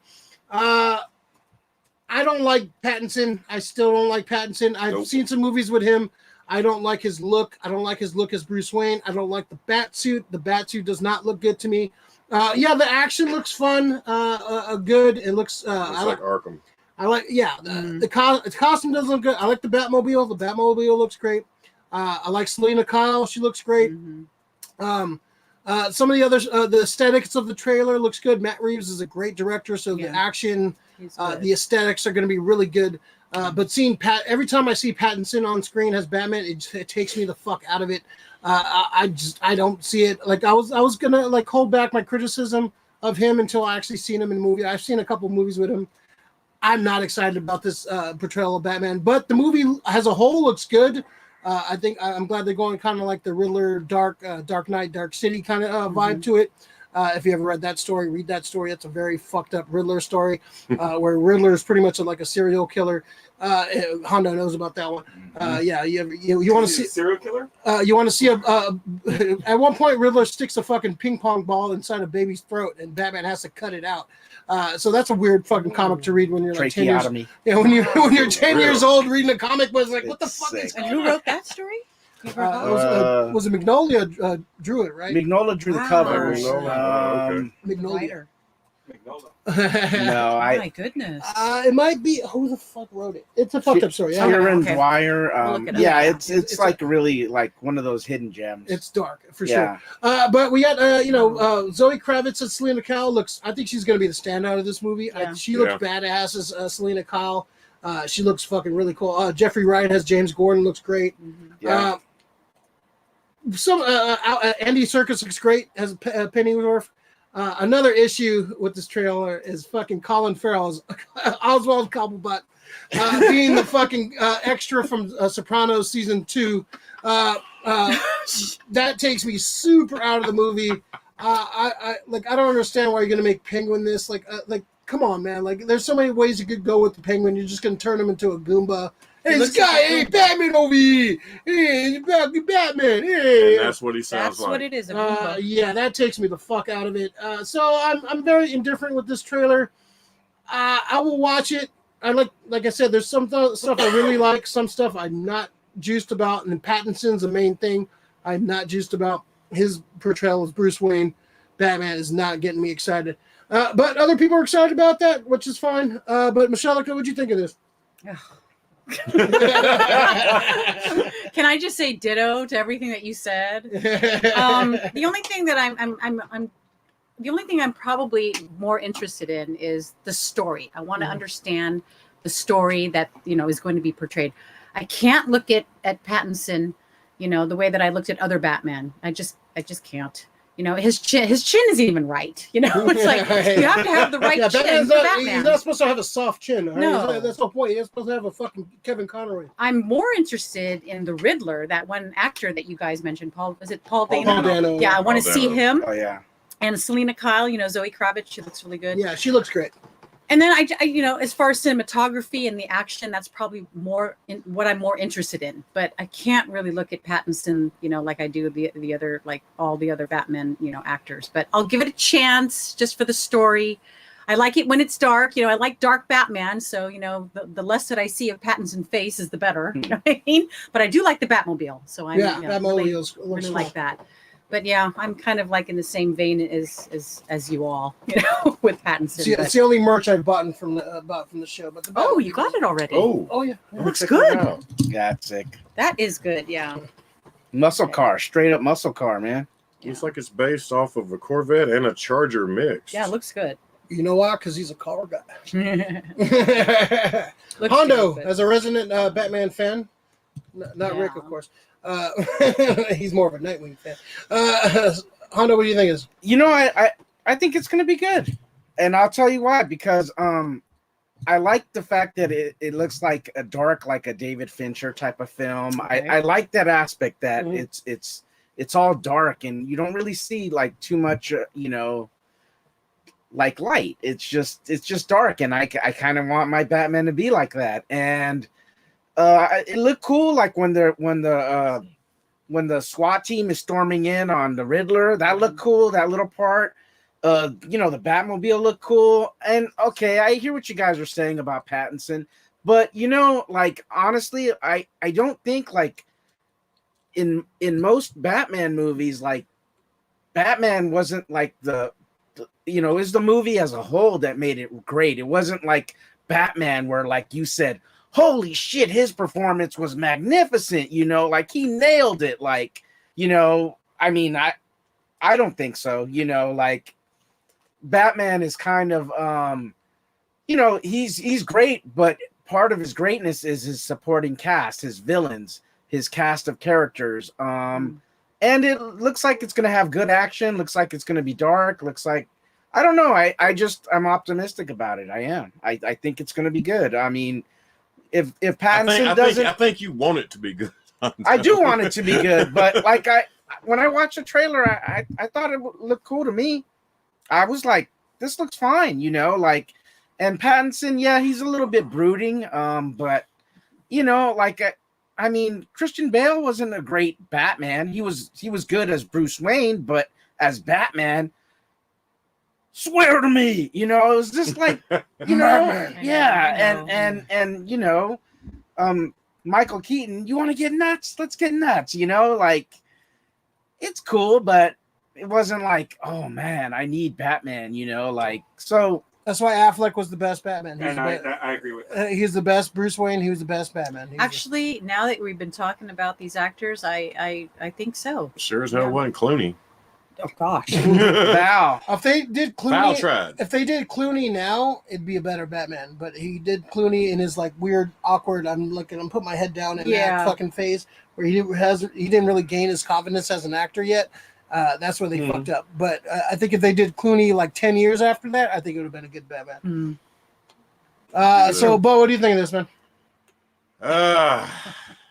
Because you're a DC guy. All right, yeah, all right. The Batmobile looks great. Really interested in the Riddler, how they're going to play this off, because the Riddler is kind of an underused character. And people think of like Jim Carrey as his. And it's like, no, that's Jim Carrey's doing Frank Gorshin from the from the Batman. Exactly. And actually, Frank Gorshin was better than Carrey. I'm sorry. Riddle me this. But I mean, I gotta agree. We were discussing a little bit earlier. Rick said it. It looks like Arkham Asylum, the movie. The fight scenes all have that same like up angle, and they're all dark, just like the damn game. For the game, I see. And it's like, Well, the game's super popular, and there's like however many sequels, whatnot. So yeah, okay, I can see they're playing on that. But I'm sorry, Robert Pattinson. Buttons light. He really does not. I mean. At least Bale tried to intimidate you as Batman with that voice. You know what I'm saying? Who's intimidating with that? Well, I said tried. He's Rick. intimidating fucking Ken Kniff from Connecticut. That's what It's he's not. But it's just. I mean, and it's supposed to be young Batman, so it's like, why is your suit all fancy and whatnot trying to be? It's like, dude, just be simple. For young For real, Batman. go Adam West on it, man. Come on. Now, Rick, have you seen the movie or the fan film short Batman Dead End? Yes. Everyone's seen that, man. How about that Batman suit? Nah. Okay. I'm It's in the cool for a minority on fucking that. fan-made fucking short, but if you try to do a whole movie of that, no. It would look it's not. They'll get plus points if the Court of Owls makes an appearance. Oh, okay. Yeah. I can see them showing up in this kind of universe. The Court of Owls. If you look at what's his name's suit, it kind of does remind me of a Talon. Set it up for Riddler. Robert Pattinson's sequel. Yes. The Riddler suit does look like a Talon with his goggles. That's and true. Yes. That's what I thought. Okay. Okay, so Hondo's taking the deep dive look. Okay. Well, that's in the video game. So, Lori, Okay. read a couple chats here. Can't wait for the Kirby Enthusiasm, October 24th. Yeah, can't wait. That's gonna be great. Peacemaker looks funny. I think John will do well. Yeah. Much love, Krista Carlson. I have much love for Polka Dot Man. The actor was awesome. Chris again. Totally agree about the Penguin. Very disappointing. Yeah. That as soon as I heard his accent, I was like, yo, hey, it's fucking Batman over here. Oh, come on. Lori, his Batman comes off as emo. Yeah, Batman. Yeah. Batman's definitely the original emo boy. But like you're going way too fucking far into that. Like when the shots of Bruce Wayne, like I took me fucking right out of it. So speaking of emo Bruce Wayne, Rick, you wanna I knew that was coming. So it's weird because most of the time I don't agree with Alex. But he pointed out one thing. No, it's true. I don't agree with you. But you like Batman, though. We're both Batman, March. But you pointed out something that I think a lot of people are overlooking when it comes to this trailer. This trailer looks straight up like a David Fincher movie. Yep. David Fincher is somebody I've been waiting. You know what? I know people want him to do other flicks. I want him to do a Batman movie. Yes. With the Riddler, and this is what this is. I look at the lighting. A lot of these shots are taken at dusk. They're going into the nighttime kind of things from what we see so far. Dark. I understand that people don't like the suit. I actually kind of dig the suit. The suit's growing on me. What I still don't like is parts of the suit. I don't like his gauntlets. They look too bulky. I don't like the gun on his for his symbol. But I like the suit overall. It's an Arkham. It's Arkham Asylum. The cowl's fine. I don't like the Gotham by Gaslight cowl. The cowl's fine. The cowl's very. It's the game. The cowl is the whole suit is the game. Now the one thing I do agree with Rayon is what the fuck are we doing with the Penguin? I heard Colin Farrell was being cast. I was like, all right, not bad. I can get behind I questioned that shit from day one, dude. No, because the thing is, there's two penguins. Good. There's two penguins you can do. You could have done Emperor Penguin, which would have been my choice, because he's more of a gangster. He looks kind of like Colin Farrell. Colin Farrell would have just fucking shaved his sides and had like his fucking his top fucking just cropped back. It would have looked nice. But they went with Oswald Cobblepot. What's with the makeup? what's with the makeup? I mean, you could have got any other character, any other Richard actor to Kind. come out and look like that. But what why he did you have looked to put Colin Farrell under that much makeup to do this? Did he owe you a favor? Did you lose a bet? Paul Dano, I can't wait to see him. Yeah, He's a great actor. Jeffrey Wright, fucking great actor. Awesome. I can't wait to see it. Robert Pattinson as Batman. Okay. As Batman, not that bad. I actually dig the voice for Batman. Vengeance. Yeah, that's a hell of a lot better than swear to me. So, I mean, people love Christian Bale, but I hate the fucking gruff. I've always hated the gruff. I love Ben Affleck. I know how people feel about him. Personal feelings aside of however you feel about him, because that's what happens. People feel about a certain way, and then they think they're, a movie critic, and they fucking crushing everything he's done. It's like bullshit. The guy's a great actor. He's pretty good, and he's a good director. So I mean, you can't hate on it. So what ruined him was the fucking 90s shit when he was in every fucking tabloid with J-Lo. That's what people go back to. The people that hate on him think back to that time. Yep. Yeah. And they just think, oh, he's just a fucking tabloid boy with Jennifer. Like Tom Cruise. Everything happened for him. It went downhill after he jumped on the couch with fucking Oprah. Yeah. So, I'm not gonna let one fucking moment just like tear somebody down. Pattinson's a good actor.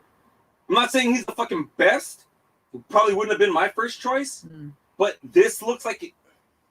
Once again, Alex said, people need to look at this one as a whole, because I think at the beginning I fucking hated the idea of all of this.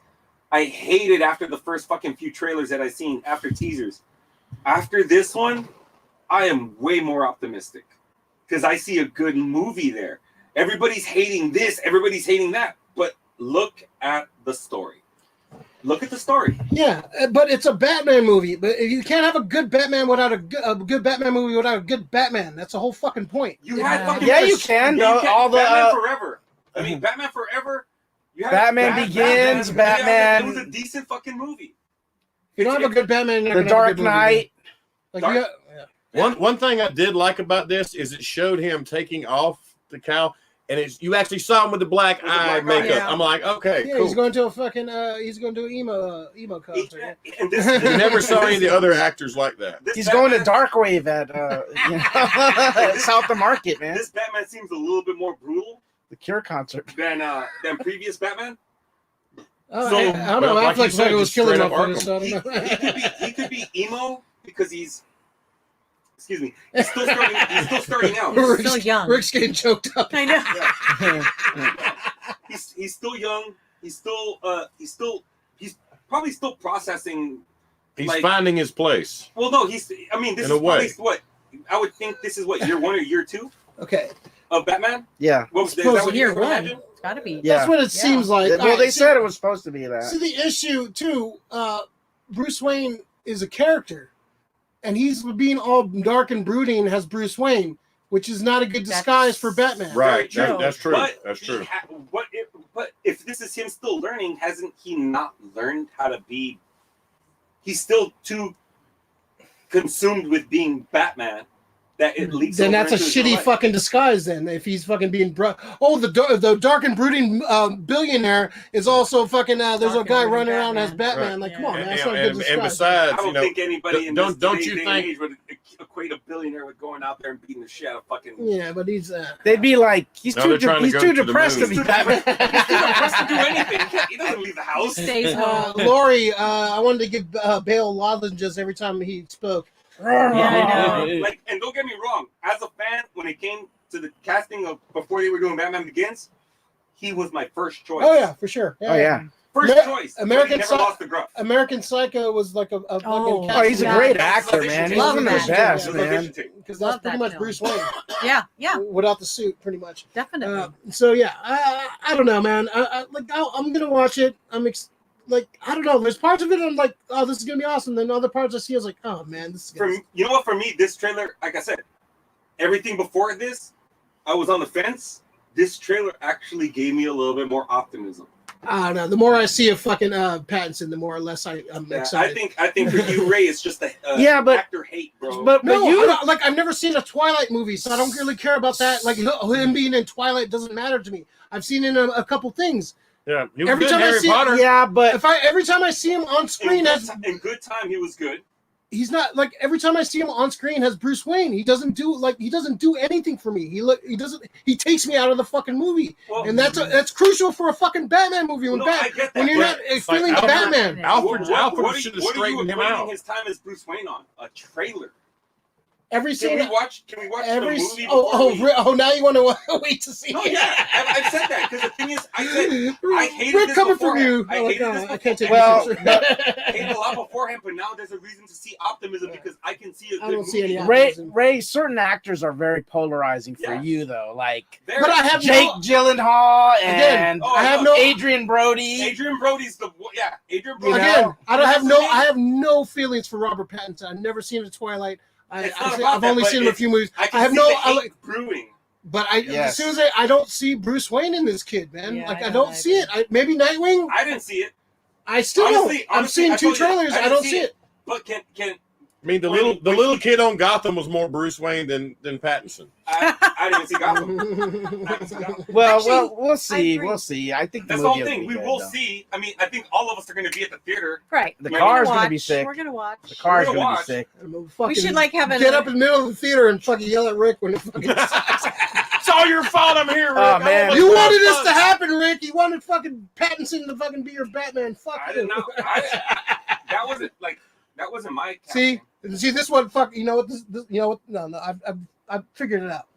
Rick watched those fucking Twilight movies and changes his fucking opinion about a lot of things. So Bullshit. I blame you, Hidden Gem. Did you see Bullshit. Twilight? I have never seen Twilight. My opinion has not fucking See, changed. I don't know, man. You watched Twilight once, and then all your opinions I watched changed. The Lighthouse before I watched Twilight. Lighthouse I was don't good. know, Rick. I don't know. He's good in the Lighthouse. Yeah, he is. He is good. in Hey, the movies. Lighthouse, man. Hey, movies do corrupt the mind. I agree. Like, How did it corrupt the mind? I would fucking think that Twilight's the greatest thing since You were- sliced bread. I think it's the worst shit since like the shit I took this morning. I blame. No, the- Those vampires are sparkling. That shit is not Rick. acceptable. Rick has been broken. I don't like it. No, I have not been broken. They should have cast Gyllenhaal. Well, I Twilight was Rick's bane. Broke his back. it was not. It was not my game. Danny Somebody has broken Quintero. my back. Fuck that. There ain't no Jean Paul Valley coming over after my seat. We'll have to give it a shot. John Paul Fieldy. Jean Paul. John Paul Fielding. No Jean Paul. I'm Rick now. I'm the man now, dog. Danny Quintero. Peace and cheers. Thanks, Danny. Happy 2-year anniversary. Cheers. Drink them if you have them. Another heated debate here. I know. I'm gonna have to open this up. They could have cast Adrian Brody. So Oh, you know. Jesus. Adrian Brody could have been a good scarecrow. I was about to say that. Yeah, he would have been scarecrow. You would've been a good scarecrow. I would have hated him. Yeah. Yeah, he doesn't need a fucking any makeup. He looks like a fucking or scarecrow. or a weird ass casting. I could have seen him as Dr. Hugo Strange. Ooh. Weird, yeah. Nick. You don't have to fucking be bald with your fucking Abe Lincoln beard. You can just be the character. I should have cast him as the eagle in fucking Peacemaker. Fucking. Wow, you see? See where the hate comes from? Fuck Adrian Brody, man. What has he ever done for you? Fuck him. Fucking pianist. I mean, what has any actor done for me? Fucking pianist. Predators. He ain't done shit. Fucking pianist. All right, let's talk about good trailer. You didn't like him in Kong, Ray? Oh my god. No, he was horrible in Kong. I know. I'm making a joke. His character wasn't even supposed to be in the movie. Horrible, dude. Like, He you was getting Predator. you can't take him as a badass. True. I'm I sorry, will dude. give you that. That's Yes. the only movie He I does like. not look He- like a badass by any fucking means. Like, In I'm Predators, sorry. he did. Yeah, he was a good Predator. He was good in Predator. And you don't have to be a soldier. I'm sorry. It doesn't matter what the fuck you look like. If you're a soldier, you can be a badass. But if Bo was He a is fucking no soldier soldier. for fucking 30 years, he could be a badass. There's I'll a- trust Bo more than I trust fucking Adrian Brody. I'm just saying. I'm not a badass. Not damn. You're not a soldier for 30 Not years. with that Bo. fucking beard, no. It's 93.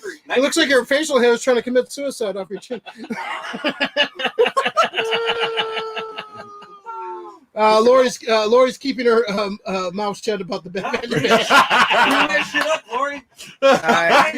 I know she doesn't like it because for her, Michael Keaton. I don't care. Hey, About Michael Keaton was good. Michael Keaton's a fine actor, but you know. Can we just go into a quick Batman thing right now? I love Michael Keaton like everybody does, but Keaton in was retrospect, fine. after so many fucking years, after so many comics, I'm sorry.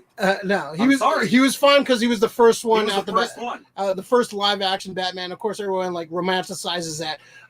Alec Baldwin should have been fucking cast in that. I agree with that. Back then, yeah. Back when he was in the shadow type shit. Yeah. He would have been a fucking perfect. That movie Batman. needs to get remade. Yeah. So it sucks that you know. Doesn't Alec Baldwin have a son that looks like him? Everybody has a mini me. Skippy Baldwin, yeah. Skippy Baldwin I think he's only Bruce like You got a 3 couple years of old. brothers that All look right, like him. let's stop this batastic debate, and we'll talk about some more Batman news. The Flash is coming out. Andy Muschietti, am I saying that right? Director of the It movies and some great stuff. Finally coming out. The Flash has been rumored for many years. Many directors in and out have been attached to this movie. So this finally wrapped shooting. This I think actually a couple days ago. So this is actually done. Yeah. Wow. Ezra Miller came out in his very awesome outfit and introduced the trailer. If you want to see it online, it's pretty interesting. He was wearing a choker, ironically. If Choker, you that can look up that collar. video of him choking out that fan. Ezra Miller, I wasn't like I've been known to not be a big fan of Ezra Miller, especially his Flash portrayal. But after watching the Snyder cut, I turned around a little bit on that. I think Snyder's portrayal was a lot better than what they gave us with the Joss Whedon cut. So this movie is about the multiverse. We see not too much in this trailer. You see some glimpses of the new suit, which looks like it's pulling from the new 52. It looks way better than the armored, weird, awkward costume he had in the Justice League movie. So I'm excited about the new suit. We have an alternate Flash in there, which I think is going to be Professor Zoom in disguise. That's just my theory. And we have the Supergirl that's been shown early, and the rumor and already been cast. Michael Keaton is coming back as Batman. So they arrive at the mansion from the original 1989 film. And we get some glimpses of what's happening. We're also going to see Affleck Batman in this. This is going to deal with a lot of the multiverse stuff. So in the original Flashpoint comic book, Barry goes back in time and tries to stop his mother from being killed, and sends ramifications through the multiverse and through the timeline. So basically, he has to kind of go through and fix it. So he ends up looks like he ends up in the in the Burtonverse, and we're going to see Michael Keaton return as Batman. Which is very exciting. We see a little glimpse of the car, the original car. So that's exciting. So Hondo, what'd you think of this one, man? It looks interesting. You know that that they're kind of like hinting towards Flashpoint, and it looks all right. I don't think I'll ever be used to Ezra Miller, as Flash. But I think it'll be all right. I mean, they didn't really show us anything, right? Like it was just kind of like, It's a teaser, it's like a super teaser, man. Like, here's a picture, and don't blink. It's the Flash, right? Right? Get it? Like, it was super fast. No, get it? Yeah. So well, if you have to explain it was all right. It wasn't one of the better things of DC fandom that Yeah, so I'm kind of about it. Meh, you're meh. Yeah, we'll defer to somebody else. Meshellica, what'd you think of this? Well, I don't know too much about the Flash. I haven't read any of the Flash comics, and I'm not a big fan of Ezra Miller. However, I like multiverse stuff, and I like the fact that they brought the '89 Batman back. So I'm good with Michael Keaton, even though we didn't see much of him in this trailer at all, basically. And then, just like I said, just anything with the multiverse, anything that has somebody going back in time and kind of like having an effect on, the things that happen in the future, I'm very interested in that. So I'm more into the story. And this is a story. I'm not too much into Ezra Miller, but, the fact that, there's a good story, I think, will actually, I'd like to watch the movie. Yeah. Yeah, this looks like it's going to be there. Yeah, there's a lot of rumors of there's going to be some cameos and some appearances from like throughout and Crisis on Infinite Earth did that last year, 2 years ago, on the CW shows, which Ezra Miller actually made an appearance on. Okay. So they did it pretty cool, but they had their budget of a TV show, so you can get Burt Ward, but you can't really get some of the other guys. So I think they got fucking Arliss in there. That's about it. Fucking. Of the '89 stuff, so I like the fact that all this shit counts. It all, I wouldn't mind. I hope we get to see like a John Wesley Shipp kind of thing. There you go. I hope we get to see I want to see the Flash of '89 universe. Oh, that's interesting. And we can see definitely see some cool shit out of there. Hopefully, we'll see with a budget. Bo, what do you think? I like being our resident DC guy. I like the tease of Keaton and the original Batmobile. I love the new suit, and I'm happy he's got the ring. Oh, okay. That's when I was a kid watching Justice League, and you like 1 or 2 episodes with the Flash. You saw the ring, and the suit would come out. That's old school, and I'm happy to see that. And Miller, he's got that little quirk. It's like once you kind of figure out his little quirk and where he's kind of like a Nicolas Cage. He'll get a role. And he can kill it, and then he'll get another role. And you're like, oh, this sort of be good. Oh, okay. Well, this wasn't quite as good as the last one. All right, okay. But yeah, I mean, I'm more hopeful for the Flash than I am for Batman. Okay. I think I am too. Yeah, just a little bit. Well, there's still issues on both sides, but hey, it's exciting time to be a DC fan. I think there's a lot of cool shit coming out from DC. This is they're on the right track too. They're not gonna they don't have to be Marvel. They don't have to connect every single fucking thing. True. I'm glad they're just like, hey, we're gonna do a multiverse movie. We're gonna do a fucking this movie over here, or this movie. Some of them can interact, some of them doesn't. But slide us a reverse Flash, man. Come on. Yeah. Rick. Out of all of them, this is just a teaser. So I mean, you see Ezra Miller. The only thing for me personally that I like, there's like 3 things. You do see a new suit. Which I'm super excited about. They're getting away from the armored plating kind of a suit. Yes. This is probably a suit designed by either Ben Affleck's Batman or Michael Keaton's Batman. I like the ring.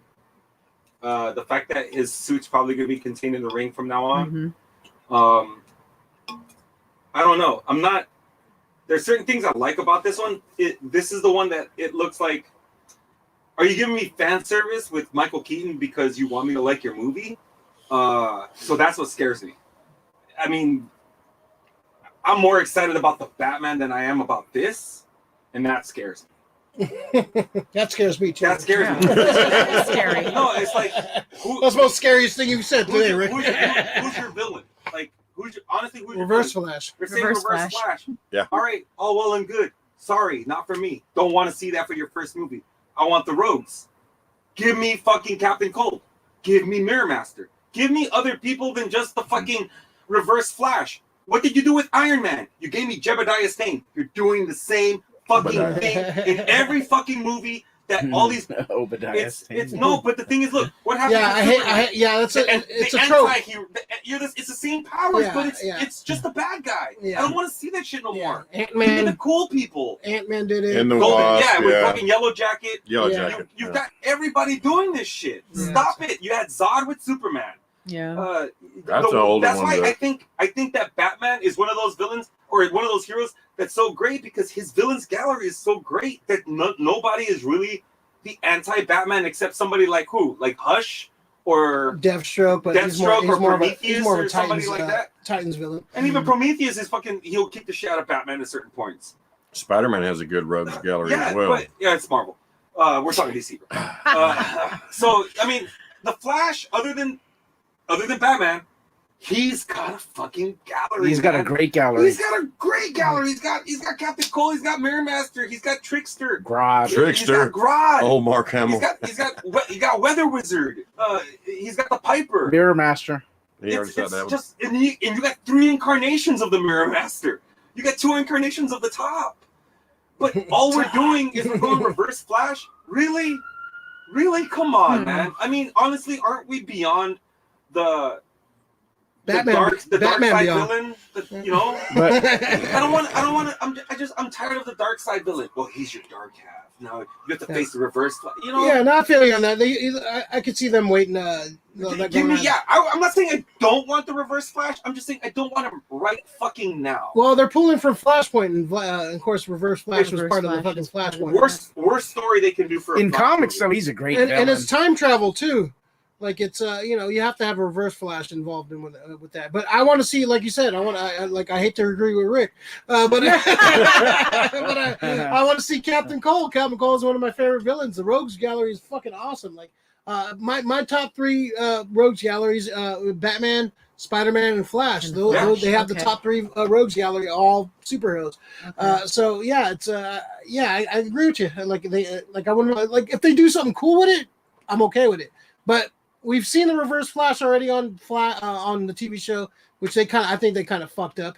But to see like Reverse Flash done right on the big screen, I'll be cool with that. But please do it good. So what if that altered? Because we see 2 Ezra Millers in the trailer. Yeah. What if that other Ezra Miller is the Reverse Flash? That's what I was saying. That would piss me off. That's what we were wondering. That would fucking ruin the movie for me. But you know what? It'd be great if he came out and he said, "I'm better than Ezra." He'd have to start singing music at that point. At that point. But who better than Ezra? It's just Miller. I've been vocal about this. Like that's my one. Ricky been vocal about a lot of things. No, that's gonna be my one thing about when it comes to Blue Beetle. He's gonna face Black Beetle. Hey. Is it confirmed that it's Cobra Kai, dude? Yeah. Yes. Oh, yeah. You called that one a long time ago. Basically the only thing Rick got right in the past 2 years. That was Rick's prediction, yeah. Holding on to that one. That was Rick's pick. Rick's gonna die on that sword. I got the one right. That's gonna be on my tombstone. I pulled the Janine. Solo. I got one. You got one. Like fucking Janine Melnitz. But yeah, I just don't want it to be. I don't want it to be that.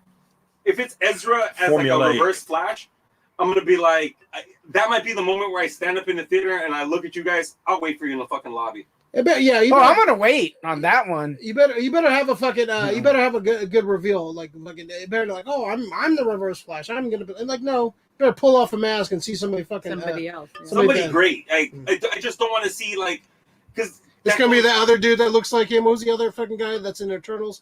It looks like a fake ass fucking. Oh, that fake ass Miller. Yeah, they got the Eternals guy. Oh gosh. The guy who got attacked. I saw his figure in Target today. I was like, oh wow, that's fucking all those Eternal figures are just sitting on the shelf. Nobody's. Yeah.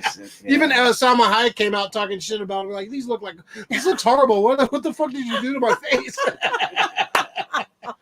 That's no way to treat someone. Yeah, there you go. All right, before we get too fucking crazy. All right, so like and subscribe to the video. Thanks for joining us for the 100th issue of the SF Comic Co. Very exciting. Please like and subscribe if you're new to the channel. Even if you're not new, subscribe to the channel. Like the video, helps with the algorithm. All right, so we're gonna jump to our pool list of the week. So pool list is stuff we picked up, listened to, bought, something we want to talk about the pool list for this week. Some good or bad, something we want to share with the group, a little guest show and tell. We'll have our hidden gems a little later, but there you go. This is the pool list.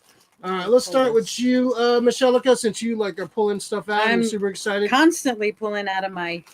So yeah, this is my Junji Ito backpack. Oh, nice, classy horror backpack. Yeah, that's sick. Junji Ito. So where's my? Really good manga artist. Hold on. Okay, pull list. All right. Junji Ito. Yeah, he does Spiral. Uzumaki or whatever. Uzumaki. Does all the horror. Yeah. The Japanese horror. So I don't know which show you guys talked about. Trece. Remember that Netflix, that Filipino Netflix? Oh my God, I can't wait. Is it already on there? Oh yeah. Yes. Okay. So I went on Amazon. I was able to find it. It's very hard to find this as far as there's 3 volumes. This is the first one that I just picked up. I'm waiting for the second, and the third one hasn't come out yet. But it's Trece. The artist is the writer is Bujet Tan, and then the artist is Cajo Baldissimo. They're both Filipino Nice. and came up with this story. And so I totally am so happy that I got this. And I'm reading this, you know, and the great thing about it is it's touching upon Filipino folklore. Yes. There's a lot of supernatural religious folklore in the Philippines, and I'm just learning, you know, in my years. I've been learning since I was 6 about my that stuff. gosh. Yeah, it's But great. It's scary as shit. It is very scary. Yeah. And so this is like one thing that I picked up. And a couple of other things that I picked up is I'm really into Department of Truth. You know, that's James Tynan's story about, you know, really weird things that go on in this world. And so I picked up a couple of variant covers. So this is Department of Truth #7, and I love the lady in red. And this artist is Johnny Desjardins from Toronto. Yeah. And he does these, I don't know if you can see, maybe. He does these oil paintings. Here, I'll bring it close. Could you hold? Yeah. Oil paintings. And that's like variant cover #7 Oh, that's of the lady in red. Yeah, that's nice. I just love this thing. And then this one, you guys should know who this is. This is an homage, right? To Swamp Thing for #1. And this is supposed to be, I think this is #10, variant issue #10, for, if you can put that over there, Department of Truth. Yeah, that's an homage to House of Mystery '92, the first appearance of Swamp Thing. And that's supposed to be the woman in red, but that's the homage of Louise Simonson, right? Yeah. It's supposed to be her on the cover. So this is Department of Truth #10. And then this one I just picked up, and it looks like an actual, it's a variant cover #13, and it looks like a figure. Cool. That's awesome. Nice. So I could put that there. And I can't remember the name of the artist. I think his last name is Siki, I think is his last name. But I'm really liking all these variant covers. And I know that people have their opinions about variant covers because there's like, you can have 100 of them. Yeah. But what I like about them is I'll pick an artist that I really like and then, you know, be able to pick that cover as far as, that's a cool cover. Doing the reading. So yeah, it's cool to have the variant covers, but when you go to like, we're gonna have 60 fucking covers, they just take away how special they are. I know. Right. Like, it's cool to, like, if you're gonna have 4 or 5, that's one thing, but to have like 60 fucking variant covers, that just takes away the specialness of them. And then talking about you, Marvel and Star Wars. Talking about DC too. DC does it. Marvel does it. Spawn does it. They all fucking do it. They're trying to revert back to the fucking 90s, which killed our fucking industry. So Department of Truth is basically all the conspiracy theories that we've heard of, like JFK's assassination, like the moon landing, all those things are flat. They're being controlled by an agency, right? It's or basically, if enough people believe they're true, believe it, it'll become true. They're called tulpas. Emily, what's up, Emily? Our artist, our logo artist. How you doing, Emily? Damn, y'all still on? 100 episode does it big. What? Oh yeah. That's right. Junji is having his Adult Swim moment soon. Oh, that'd be sick. Excellent. Adult Swim. Thank you. Really? That'd be I sick. cannot wait. Yeah, Junji Ito has a fucking Adult Swim fucking. Can you imagine like that first episode of like Star Wars Visions, how it was like that scratchy fucking style, like they did like the Junji Ito stuff? Ooh, that'd be crazy. That'd be dope. She's got a weird imagination, man. I love them. So speaking of weird imaginations, Bo, what do you got? You're showing off of Michelle's books? I'm showing books I got for my birthday. That's his birthday stuff. Yeah, I'm gonna pass these to Hondo to put up. Okay, what's this one? This is the Empire Strikes Back 40th anniversary. Chris Sprouse. All right. Yoda and Yoda Dagobah. Dagobah. And that was given by our buddy Zab. What's up, Zab? Thank you. She ain't watching. Right Nice. We gotta get Zap watching. Come on, damn it. And the New Mutants, the #1, the anniversary special, the Claremont. Yeah, that's a variant cover. That cover is awesome. You got to look at it to catch what you're not seeing. Demon Bear. Chris Claremont anniversary. Yeah, it's Chris Claremont, and it's Danny Moonstar, and there it is. And the Demon Bear in the background. Yeah, in the trees, you can probably see that one. Nice. This one's a great one. The Moon Knight #1, the new 2 series. Marvels. Yep, 3 Marvels. Oh, third one. This is the variant cover. This is John Romita Jr. Oh, yeah. Moon Knight. Yes. Knight. I have a love-hate relationship with John Romita Jr. I have a love-hate relationship with Moon Knight. He's the reason I can't finish off my Werewolf by Night run. I like the way you say werewolf. Werewolf. Wait, how do you say it? Rugaroo. Loop Guru. Sorcery. Southern All right, sorcery. here's a DC. Here's the DC. What? Yeah. Prussian Lobo #1. Ah, yeah. That was a birthday. The main man. Because The main he's man. a big Lobo fan. Bite so. me fanboy. He is Lobo. He is Lobo. Lobo. I Nice Rick and Morty on the Who does, back. who does Lobo? Who does that one? Tamaki, what was the name of the The name of that one was Prussian Lobo I number like how one Alex by is looking at the back of the comic. Tamaki? Tamaki. That's the Yeah, last the name. Tamaki one, yeah. Tamagotchi? I was just Tamaki. showing the advertisement on the back. It's Rick and very Morty. cool too. It's Rick and Morty. Yeah. Thanks, Honda. Hey, it's the extra Hey. things too. Hey, Justin Roiling's gonna love your ass. Bro. Yeah. And then I got Barbaric #1 and #2. The first one is an homage cover to Barry Windsor Smith's #1 Conan. Right. Yeah, that one's Yeah. sick. This is Vault Comics, so this is Right. independent. Walt Independent is killing stuff. it, man. Yeah, that's a straight up homage to the first Yeah. Conan. Who's the artist on that? Oh, It just says honoring Barry Windsor I don't know Smith. who the artist Yeah, is. we don't Yeah. know. I can't. That's okay. I'll look. Go What ahead. else you got, Bo? Okay. And then Barbaric #2, which is just cool looking. It looks like a Magnolia cover almost, that style. Looks like a Jim That's Rugg cover homage out to there. Frazetta. Cool. Nice, very nice. Artist is Nathan Gooden, Gooden. Nathan He's a Gooden. good. Barbaric. And Michael Barbaric. Morecci. Right. There you go. Nathan Right. Gooden. All right. Looks really good. Good nice, stuff. nice pull list. Yeah, everybody right. had to provide you with those comics. Awesome. Yeah, but I got them, so they're pulled. Honda, what do you got? All right, got my pull list right here. Oh, Picked up a couple things this weekend. Thank you. So let's see. I got this Tarzan, Edgar Rice of the Apes, 1984, and it was a set that I got, so it's kind of covered up right there. But this is not for me; it's for you for your birthday. What? There you go. shoot. No way. Yeah, it's an unboxing. yeah. Unboxing. It's an unboxing. Unboxing. Oh my God! Thank Very you, cool. Hondo. This is awesome. And I got this killer cover. Savage Avengers. Savage oh Avengers. yeah. Ooh. Ooh, it's got Spidey. It's That's got a variant, isn't Spidey it? and Conan, and this is for Is you that- also. What? Because it's Conan and Spider-Man, right? Oh my God! Here, that's 2 of my walls. All Oh right. my God, that is awesome. And this I got courtesy of Meshellica. She gave me this Lone Wolf and Cub, Book 1. book Oh, one, that's cover by Frank Miller. Oh, yeah. Awesome. That's a good run. Thank you, thank you. That one's not for you. That was not. That one's was for not me. for me. Zab gave me this one. Oh, that's a cool It's a cover. Virgin Kingpin Daredevil cover. Ooh, That is nice. cool. Nice.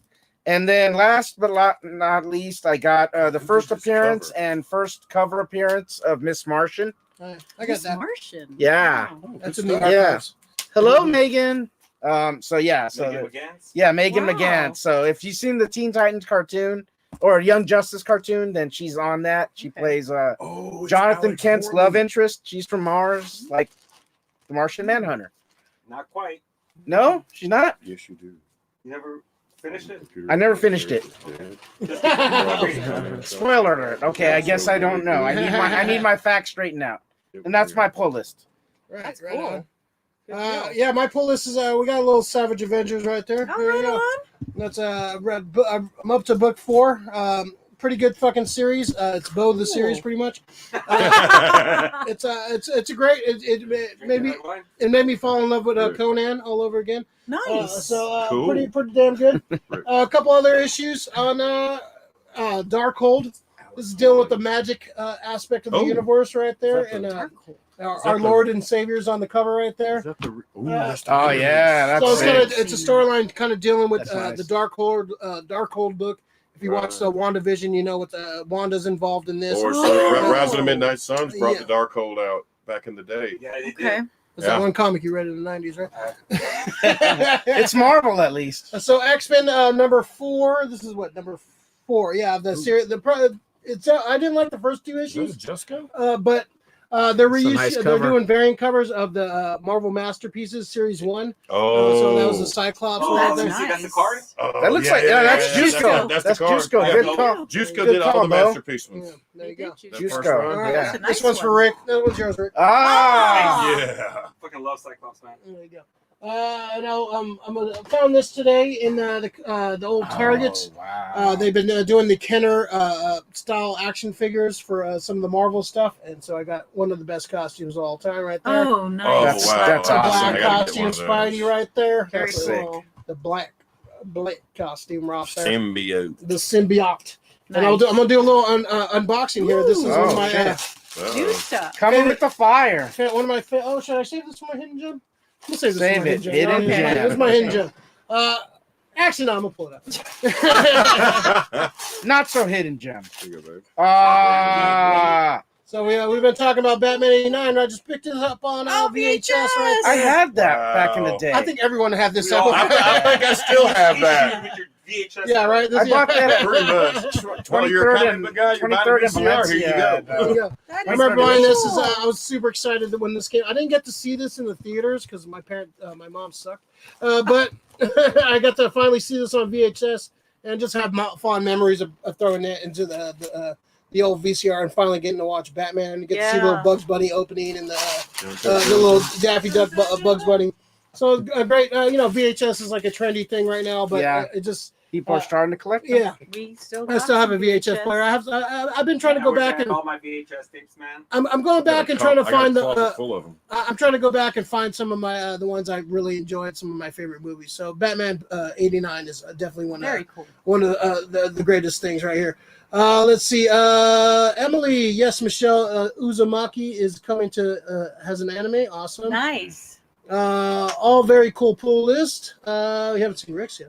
Alan Kazai. Wow. Big Al. What's up, brother? Congrats on the 100 Digging the Comics pools. Oh, right on, Alan. Al's Comics, legend of the Bay Area community. Thank you for joining us. I think a lot of us frequent this shop many Oh, times. yeah. My first job was working at Al's Comics. I think I was there definitely like on one of the first customers in that place in I think '89, I believe. Yeah. I was definitely one of the first people to jump in there and just being mesmerized by there's a place where comics just hang around. And I got that Batman Year 3, the one I got signed, one of my first comics. Al actually gave me and made me a fan for life. So I appreciate Al for that one. So that's why I got like Marv Wolfman and George Perez and Pat Broderick to sign the issue because it means so much to me. So awesome, Al. Great to see you. I hope you're doing well, and great to see you jump in the comments. We got to do something soon, man. We definitely need to talk about the history of Al's Comics because. Oh, yeah. It's missed. You got to make an appearance on the show, man. Yeah, for sure. Yeah, we need Al. I got good stories about Al, too. I think everybody has some good stories on Al. Yeah, I got some good ones. Right on. Rick, what do you got over your pool list, man? So I've been doing revisiting on some shows. So, Not a movie? Huh? Not a movie? Not a movie this time. Oh, man. So I've been. I want to use my new fucking thing, man. Yeah. All Well, right, we're throwing it. All right, there you go. Unsolicited Rick picks. There you go. Unsolicited Rick picks. There you go. There you go, Rick. What do you got? So I've been revisiting stuff. So like I told you, I've been watching Heroes again on Peacock. Wow. And dude, I'm just finishing up season 1. Oh fuck, dude, I am so angry at the show. Damn, a writer's strike. Yes, the same thing too. Like that show had so much potential. Dude, it's so amazing. It's such a good show. It's so. This first season is so amazing. I'm Yeah. right now to the. I just watched. I think we just watched 5 years later. Oh, yeah? When they go into the future and fucking Siler and fucking Peter have this big battle in the hallway. I was like, I wish you could be on the other side of that door to see what the fuck's going on. But it's just so fucking good. I'm gonna continue enjoying it into the second season. Halfway to the second season. Halfway. I think the second season's pretty good. Yeah, Third season's fucking horrible. I think we can all agree on that. We may disagree on the second season on where it drops off, but it does start dropping off. It does drop off, and it drops off immensely. So I'm very happy to watch fucking Heroes again. It's just so much fun. I'm not sure if I mentioned this last time. I'm finally finding it for the first time. It's been recommended to me by multiple people. I'm finally watching Avatar: The Last Airbender. Oh. And yeah. Wow. Dude, I'll tell you guys, if you guys haven't seen the show, My brother Don't swears watch- by it. yeah. M. Night Shyamalan. A lot of people swear by it. Don't watch that. Don't Watch the don't watch animated. don't watch the Yes. movie. Why you gotta bring that shit in? Don't watch the movie. Trying to talk positive shit. but- This, I'm warning subscribers. Okay. I don't think I've ever been so in love with the writing of a show in a long time. I just good. it's the kid is so fucking lovable. The fact that he's supposed to be this grand fucking like savior, but he's still 10 years old. Mm-hmm. He's still like, hey, you're gonna go save the world, and he's turning around looking at you. Hey, look what I can do! Look at this! It's just I find Still it a so child. fucking refreshing, especially like the times we live. Everything's so fucking cynical now, and I just love just being just whisked to this world, and just enjoying his. It's like pretty much right. It's like Kung Fu the series. When Oh, you're wow. growing up. When you're growing up. He's just going from town to town with his people. He has like a little crew, and he's growing up. They're growing up. They're just a few years older. But it's fucked up because like one episode, the girl, she gets mad because he's starting to get things so much faster than he is, and she yells at him, and he's just like, he's a 10-year-old. Mhm. So he's just like, oh, he's timid. Like, why would you yell at me for that? I didn't do anything. But she became jealous because of. And they address things like that, and I think that's so refreshing. It reminds me of like the Brady Bunch, like when something happens and fucking Mr. Brady has to sit you down and Explain. fucking talk to you, and then you hear the Brady Bunch music playing. I miss stuff like that. I miss stuff where it's trying to teach you good values and good manners, and just treat people with respect. So I mean, I recommend for everybody. Watch The Last Airbender. Not the fucking movie, but the Avatar on. Not the James Cameron movie. Not that one either. God, no. Not that. Not that it's no James Cameron. No. It's No. Fern Gully all over. What? It's Nickelodeon.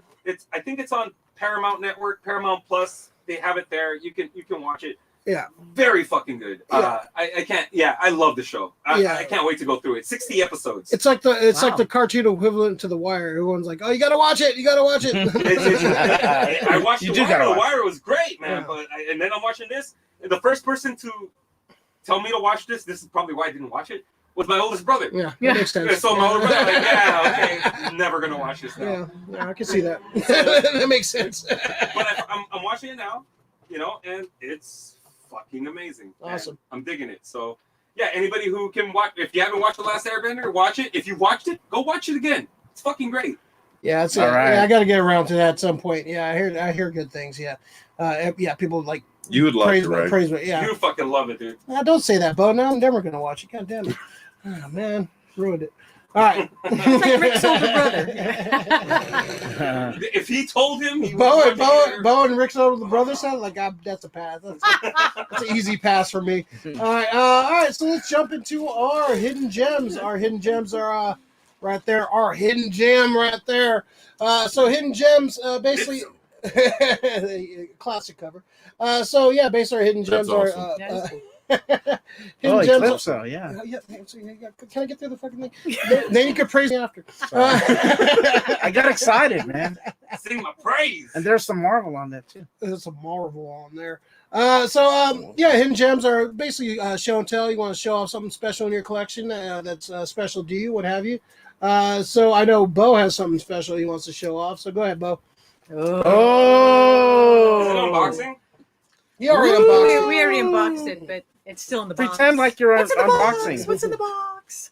Oh yeah. This actually you're gonna showed have up to- like the day of my birthday, my celebration, not my actual birthday. Yeah, they heard Gonna like, have to- we need to make his day special. That coming in good, Rick? Yes. Who's that Okay. character? That's Conan. Robert E. Howard's That's the Bonan. original sword and Who sorcery. is this Conan you Southern. speak of? I don't know if you can see it. Probably have to go. Yeah, let closer. me slide that. There you go, Rick. It's the Mezco Conan Mezco the Barbarian. Conan. It, This is just coming out, super hot right Yes. Oh man, that's badass. Yeah, Oh, look at the back. based off of Frank Frazetta painting. Mm-hmm. Sadly, the female's not in the set, but hopefully they can put one of her out I later. hope so, yeah. It's got interchangeable hands, different weapons. Swords, just- shields. Pretty much, yeah. It's got that on the back. Oh yeah, the Mezco grub. Probably show the back of that because it'll. Oh, here you go. Yeah, show the back of that, Hondo. Yeah. It shows a little more of what's more inside. Of like what's inside. Yeah, Hondo's like the Vanna White of the show. Vando Like- White. Vando White. Vando. Usually answer with Alex, but now you're fucking Vando White. Vando White. Vando Calrissian. Yeah, this is dope, man. Yeah. Yeah. Vandalorian. We're very, very happy with this. That's very cool. Oh, yeah. Yeah, you guys had a pre-order with Frank too. So I'm taking over the pre-order. Yes. Yeah. Yes. That You figure taking looks- the pre-order. I'm taking the pre-order over. Yeah, That's look, really cool. very hot right now. People are like sleeping on that one. That slept on it now. They're all like, I'm trying to find. Can't find it for retail right now. Everyone's like fucking. They were like, oh shit.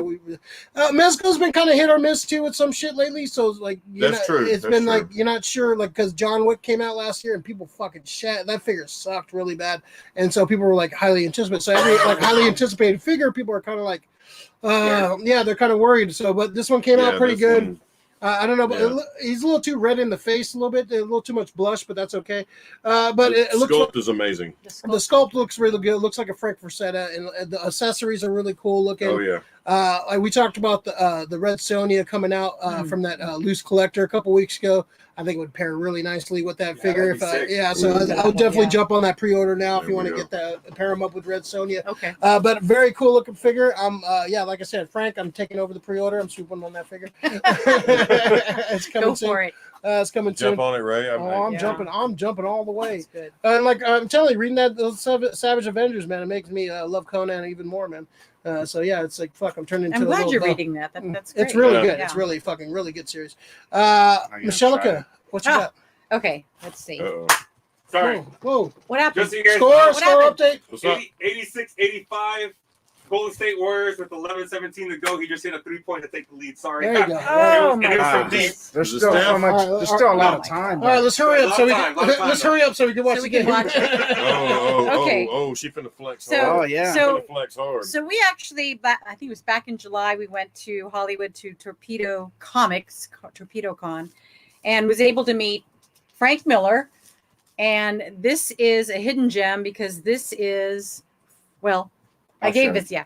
I gave the Get it, Van. copy to Hondo, but this is my version, and I had Frank Miller sign as well as do a remark of Ogami Ito, which is right there on the front cover. Yeah, that's nice. So this is book one. Very and nice. Bill Sienkiewicz, who's one of our other favorite artists, he also started to do, Billy.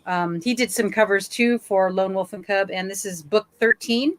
Miller did 1 to 12. And Yes, he did 1 to 12 right. and he did 13 to like 20 something. Oh yeah, there's But a nice he remark on Also there did on a the bottom, remark right of there. Ogami That Ito was there too. post Daredevil, pre Batman Dark Knight Returns, right? I Or was believe that Ronan? Ronan was in there too. Yes. Wow, that's awesome, man. That's That's very nice. that's a nice book. Yeah. His so remarks these are two- pretty decent. Yeah, I like his remarks. Oh. Yeah. Sienkiewicz man. is awesome. If I known you were going to bring those, I'd have brought my Jim Lee Conan. Well, next time.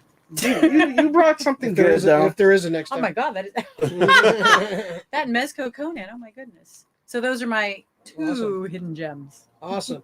Let's see. Rick, from Emily. The father of the SF Comic Book channel says we can learn family values from the last Airbender. Well, I mean, honestly, Rick is like a cool uncle of the SF Comic Book. He's like Rick is the Uncle Jesse of the. Uncle Jesse. no, but when it comes to cartoons, when it comes to comic books, I think all of these books, they're morality tales. So Oh, yeah, we you know, learn. I love things when they have. Not they're just teaching you a lesson, but they have heart when they teach Yeah, you a lesson. yeah. Yeah. You know, And not just- I miss G.I. Joe so fucking much. I learned a lot of lessons. I In the learned, He-Man. I learned about Remember? pork chop sandwiches. Lori Hondo, I like to buy a vowel.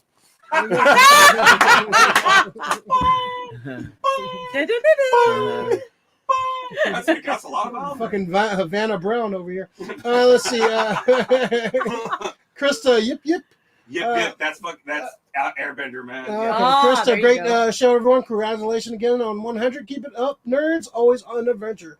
Oh yeah, so very this is the first show without no Fieldy screaming. Huh? It's kind of weird. God, that's refreshing. Oh my gosh, Probably that's right. screaming right now. Right. Lori, very cool, Michelle. Very cool. From Lori. All right. Hondo, what's your hidden gem? Hidden gem. Hidden All right. gem. Michelle knows this one. Do I? Yeah, you know this one. Do I?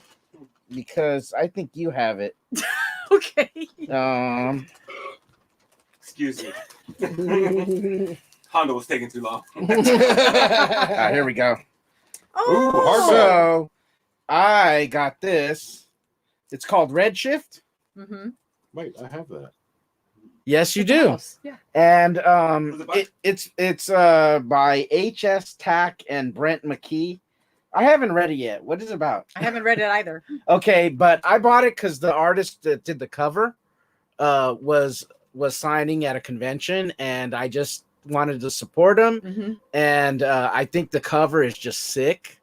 I don't know if you can see it that well. And I bought his art book. I think He did an art book. Martians. I think he's living on Mars. The artist is Steven. His name is Steven Russell Black, and he's in the Bay Area. He's local. He's out of the Bay Area, and he's really talented. And he drew this sketch inside the book for me. That's so Nice. cool. That's very cool. And he has He drew like that all for you? these That's like awesome. crazy Oh, images. Good Yeah. sketch. Like That's a good book. his Yeah. art, his It'd be a good tattoo. his art There you is go. fantastic, man. He's just got. Look at this. Who's that Yeah. artist? Oh, His yeah. name is Steven Russell Black. Yeah. Yeah. The magic card. And What's the the name of one that from Dawn of the Dead. This Yeah. book Night of the is Living called. Right. I'm not sure, right? Yeah, Right. or Black Market. No, I don't know. I don't know what the book is called. So But basically, it's a sketchbook. it's called Writhe. Right. Writhe collection number 4. Writhe? Writhe. Writhe. WRITHE. Yeah, right. Right. Yeah. And Like he's out of San Rafael, California. Yeah. He's local. He's very cool. Yeah, he's got an awesome style. So that is my hidden gem. These are So nice. I wanted to support it, and he's That's pretty good. sick. Emily Nice. said, "Bless Rick and his burps." Yes, yeah, he is blessed. It's part of the show. No Fieldy, so we got Rick. Yeah, we got Rick. I'm From, making noises. Ah. I'll go through mine real quick. Went to California Extreme this weekend. It's the big video game pinball convention. So I got to play the Mandalorian pinball machine, which was pretty fucking awesome. Nice. Got to play. I got to play a few a games on picture? that. That was really cool. Very fun pinball game. And the other one I got to play, which was pretty fucking dope, I must say, was the new Godzilla pinball we talked about a few months ago, I believe. Nice. A few weeks ago. These are brand new. These are definitely the modern pinball, but definitely a lot of fun. I'm not a big fan of the screen pinball because they're too modern. Yeah. I don't want Yeah. to look at a screen when I I'm want- trying to focus on the fucking pinball. Yeah. It kind of takes me out of it. I like more of the 80s, early to late 80s pinball games. Mhm. But California Extreme, a little more scaled down this year. Mm. But lots of fun. Got to see some people I haven't seen in a long time. Got to hang out with some folks. We stayed overnight and just basically played pinball and arcade games till like That's so cool. 1 a.m. So that was pretty fun. A little bit of normalcy. They're all like good, sanitized stations all around. Everybody was like being wearing their mask. So it was very, very cool to I got to play Silent Scope, and I got to play. love I got to play Tubin, and got to play Wow. old school arcade games, and it was a lot of fun. So I definitely it was cool. That was definitely my hidden gem this week. Hopefully next year we all can get there and get a hotel and That'd be stay cool. overnight. Just play video games till 2 a.m. in our pajamas, the way it should be. Damn it! I will play him up. Hell yeah. And just to I'm warn not you, a Rick sleeps naked. Just to let you know. Rick, what's your hidden gem this week, man?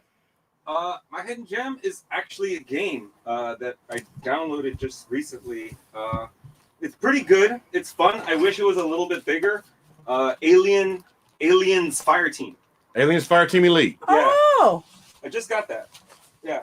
Oh, so Bo's smiling, which means he's not playing Predator anymore. No, I'm back and forth. I'm back and forth. You'll It's never either- give a It's either Predator, Predator man. Hunting Are you Grounds or kidding me? Aliens Like- Fireteam Elite right now. Yeah, Nice. so I got Aliens Fireteam Elite. I'm still trying to work it out because I'm not sure. I like messing with my controllers for my sensitivity, so I'm not sure where which setting is for which yet. But I like the feeling of playing as a colonial space marine, going right through the game, going through. I think the first level that I was going through and I was walking through, everything above me, there was like these steam vents that kept on falling down to the floor, and I'm like, fuck, man, something gonna fall out. For the first few, nothing, and then all of a sudden now, they're coming. And now you're shooting. I'm like, I turned into Hudson. You want some of this? Yeah. You want some of this? Fuck you. It's just fun. It is, especially that for somebody. I think when Ray, you asked me the question, what would be the one gun you would take from any fucking movie? I've always said, fucking a pulse rifle from Aliens. That's my choice. I know yours is a lawgiver, but I would take the pulse rifle. The sound it makes, when it kills an alien is like music and Mozart and shit like that for me. So I don't know if y'all know, but that's my hidden gems. Aliens Fire Team it's a good game. I might be a little bit repetitive, I think, but it's for movie fans. Like if you're a movie fan of like Friday the 13th, you're gonna love the Friday the 13th game. If you love Aliens, you're gonna love this game. So. True. Lori, all great hidden gems. Yeah, good hidden gems this week. Emily, because Rick is the father of the channel, I thought he'd pick a family ordering game like Scrabble or Uno or Life or Operation. Wait a minute. Hold on. You don't want to play me in a board game. I get super competitive. Monopoly, I still want to kill people in Monopoly. That's my favorite game to kill people in. No board games, guys. Sorry. Yeah, Rick gets competitive fucking walking down the stairs. You've been playing Monopoly. You've been playing Monopoly in San Andreas or something, man. What the hell? Lori, Emily's on fire. Yeah, Emily, man. Come on the show, Emily. So I want these quips in real life. Oh, Rick, I need to tell you this. Nerf is releasing an official licensed replica of. I saw that of the pulse rifle. The pulse rifle. Yeah, they got the Mandalorian rifle too coming out. Oh, really? Wow. I think I might have to. Nerf is pretty smart to try to release all they need is a lawgiver. I haven't bought a Nerf gun in a long time, but that might have to be a thing. All right, so great hidden gems, awesome time. So quickly, let's just kind of go we have I got some juice left. So let's quickly just kind of go through what was one of your favorite moments on the show, watching or being on or whatever. Beau, we'll start with you since you have so many. I just like the fact that I'm not even on the show sometimes, and I get mentioned. It's just like, shut up, Rick. That's something Beau would say. The specter of Beau is always hanging around. Yeah. I watch. And your friend Sergio. Predator. And your friend Sergio watches too. Yes, Sergio does too. Oh man, yeah. Thank you, Sergio. What about you, Meshellica? What was one of your favorite moments, either on or watching the show? So, I don't remember which episode it was, but it was the first time it was Ray, Rick, and Dre, your first live show that you had done, and it was so messed up. You guys, the audio wasn't matching the video. That was episode 18. Oh my god! And you were having a shit fit. I was pissed off, man. Just nothing was working right. It wasn't working, but I look at that and I'm like, man, that was so long ago. And then here you guys are, 100 episodes in, and I just we still don't got our shit together. It's a little bit better, like 20% a little shit better. But yeah, I totally remember that. And that was so bad.